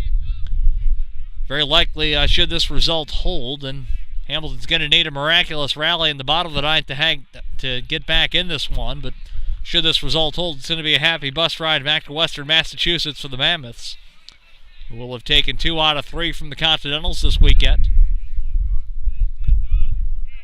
Still one last at bat for Hamilton, though, and obviously a huge hole to get out of, and Hamilton still needs to get 3 more outs here to get back up to the plate, but, well, anything's possible in baseball. 2-2 the count. Nobody on, nobody out, top of the 9th. Amherst has really pulled away here late in this one. Ground ball third base way. Rosenberg stays back out and throws to first, and there's 1 out. Resetting the Hamilton defense with the changes. Craig Sanford behind the plate. Then you've got McCosker at first, Chris Collins at second, Jordan Northrup at short, Dean Rosenberg at third. Outfield left to right is Sam Rowley, Kenny Collins, and Ryan Wolfsburg from what we can tell. 1 away for Chase Henley, the first baseman. It's a monster day for Amherst. First pitch buzzed up and in for ball number 1. Henley 3 hits, 3 RBI here in the nightcap. Amherst's got again Wesleyan to close out league play, and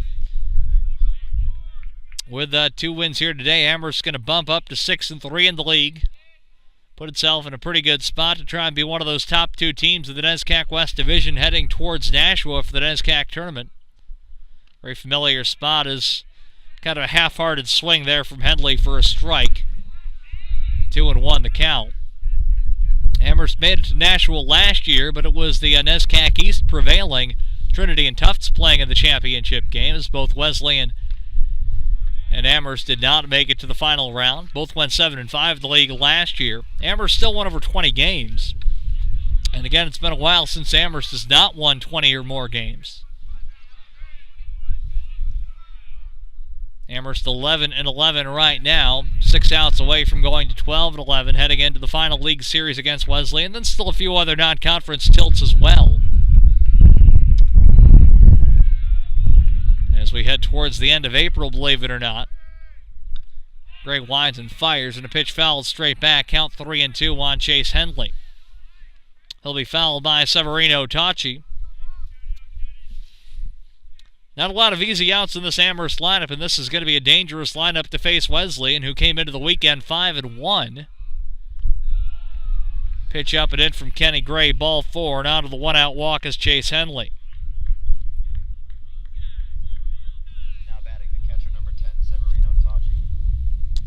Severino Tachi, a hit by pitch and a walk back in the 7th. Singled and scored in the 6th. That was an RBI single to put the Mammoths ahead 3-2. McCosker holding the runner on at first, and Gray pumps in a strike of an ease, called strike 1.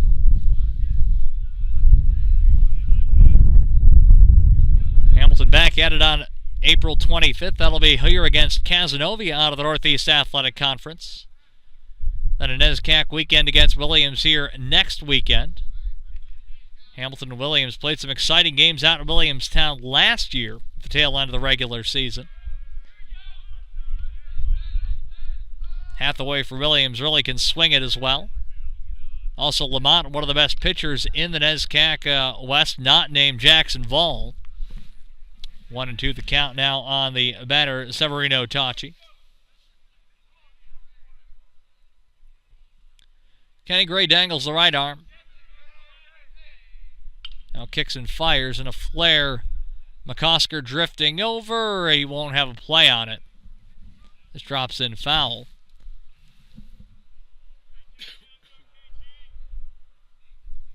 Softball's wrapped up over at the softball side here at the Loop Road Complex. Softball will have our next NSN broadcasts. That'll be on Monday for I believe it's a makeup doubleheader if I'm not mistaken, against SUNY Morrisville.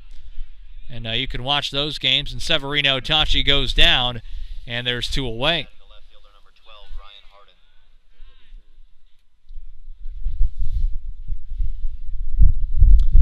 So 2 away, runner on first, top of the 9th. The batter's Ryan Harden, the number 9 man of the lineup.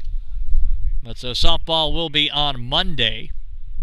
NSN coverage as Harden fouls the pitch straight back. Then again on the 25th, Hamilton's going to play Casanova. As we've got baseball and softball coverage for the remaining home games right here at the Northeast Sports Network. And, well, what a year it has been. Certainly a lot of excitement on Hamilton College athletic fields. Whether it be the men's soccer team going to the NESCAC Championship weekend back in the fall, hosting that first ever NESCAC playoff game over on the home soccer pitch at Love Field, winning that game in overtime over Conn College. Men's and women's hockey teams both having great seasons in the winter. Field hockey as well last fall, having a great year, and a ball's in a bounce in front of Wolfsburg, down for a single for Harden, and getting over to third base on the hit will be Chase Henley.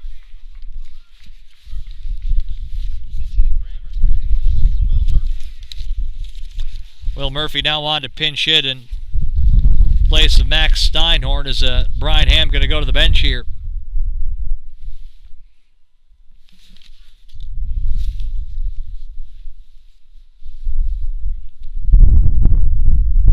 So Max Steinhorn's day come to an end as Will Murphy will pinch hit. Murphy primarily has been used the first year as a pinch runner for the Mammoths. Runners on first and third here for Amherst with Harden at first. It's actually Rob Casey over on third for Amherst, not Chase Henley, so it may very well have been Rob Casey with a single early in the inning. First pitch taken, called strike number 1. So Rob Casey on third for Amherst, so it's Casey that will have the walk that was with 1 out to Kenny Gray. Rob Casey on third and Ryan Harden on first. Kenny Gray on the mound for Hamilton, starting out 0-2 here against Will Murphy.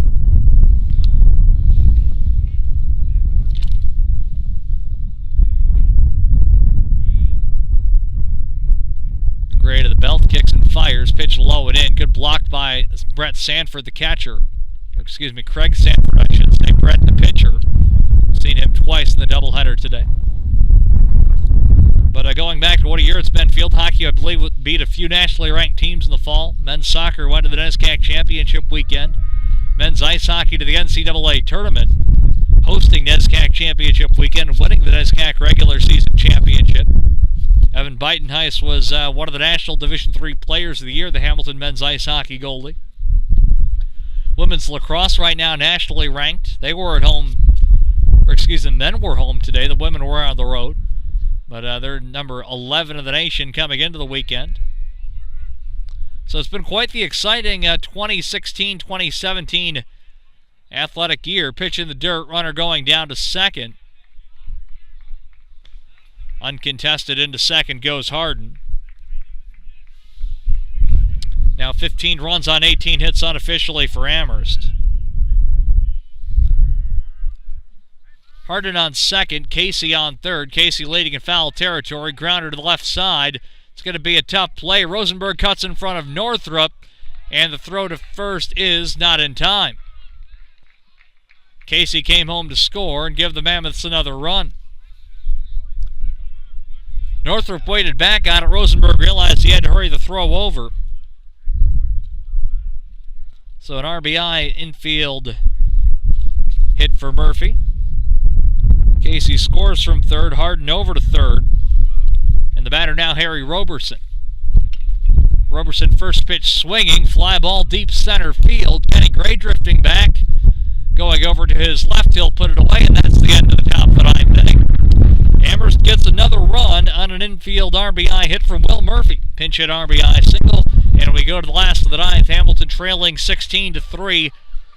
We'll be back with the bottom of the ninth when we return, and this is Hamilton College Baseball on the Northeast Sports Network.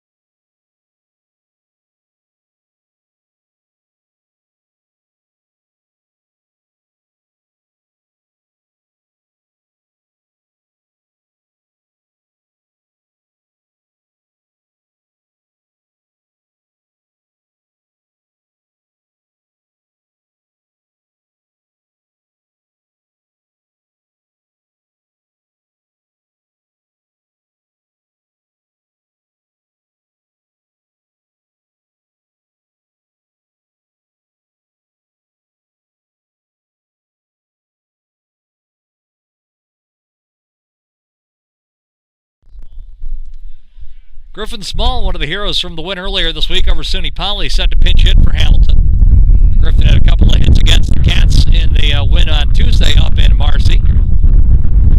So Griffin Small, the pinch hit here in the bottom of the ninth. Wilson Taylor looking to close out what's been a fantastic appearance in relief. He has really quieted the Hamilton bats here on this chilly Saturday in Clinton. And while Hamilton's bats were quiet, this one potentially could have ended up in a shootout, but instead, right now a lopsided lead for the visitors from Western Massachusetts. Nice barehand play over in the Hamilton dugout on a foul ball on a hard bouncer. So Griffin Small batting here. Limited action for Griffin this season. Wilson Taylor winds and fires, and a pitch falls off the table, cut on and missed for a strike. Dean Rosenberg and Sam Rowley, the next scheduled two batters, though we may or may not have another pinch hitter. Breaking ball at the knee is called strike three, and there's one away here in the Hamilton bottom of the ninth inning.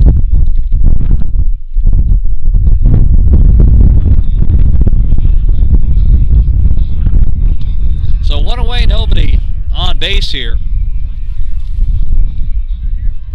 Hamilton's offense got going early, scoring single runs in the first and second, and just since then only one run. That came in the seventh. First pitch swing, a fly ball fouled off for a strike down the first base side.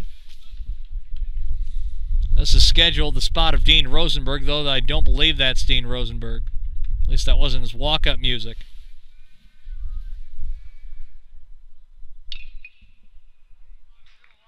I believe this is Ian Nish now, after I said it was him swinging earlier.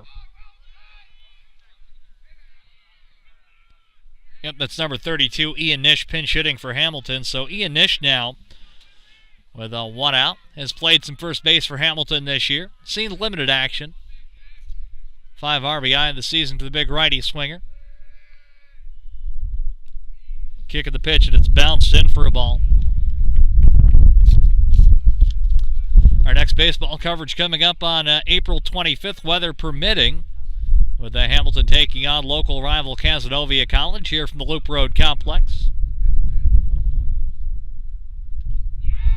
Swing and a miss and a curveball, strike three, and there's two away, and Wilson Taylor right now dealing for Amherst.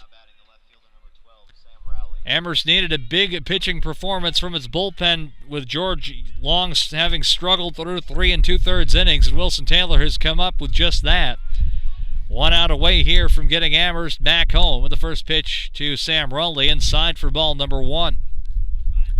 Unofficially for the Mammoths, 16-19-3 for Hamilton, 3-6-2.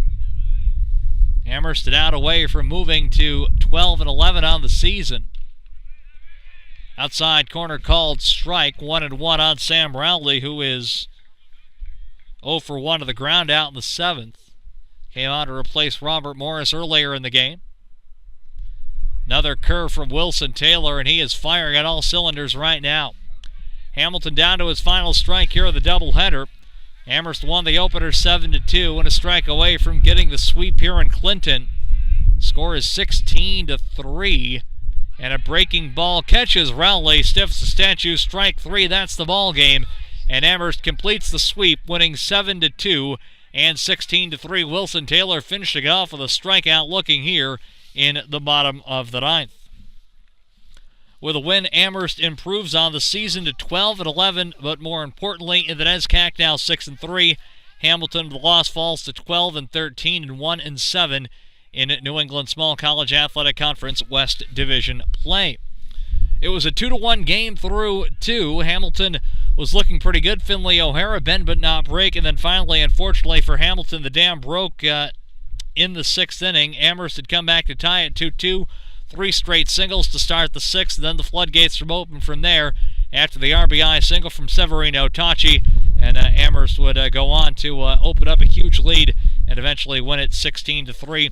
Though lost really in the offensive explosion, Wilson Taylor shutting down Hamilton. Coming out of the 4th, he'll pick up the win, his first of the season. It comes in relief. He came into the game without a win this year, but Wilson Taylor picks up the win. Loss goes to Finley O'Hara. He drops to 3-2. So Amherst picks up a doubleheader sweep. Want to thank everybody here at the Loop Road Complex. Thank you so much for joining us today, for hanging through us with the rough weather today. Amherst picks up a doubleheader sweep. My name's John McGraw. So long for now. You've been watching Hamilton College Baseball right here on the Northeast Sports Network.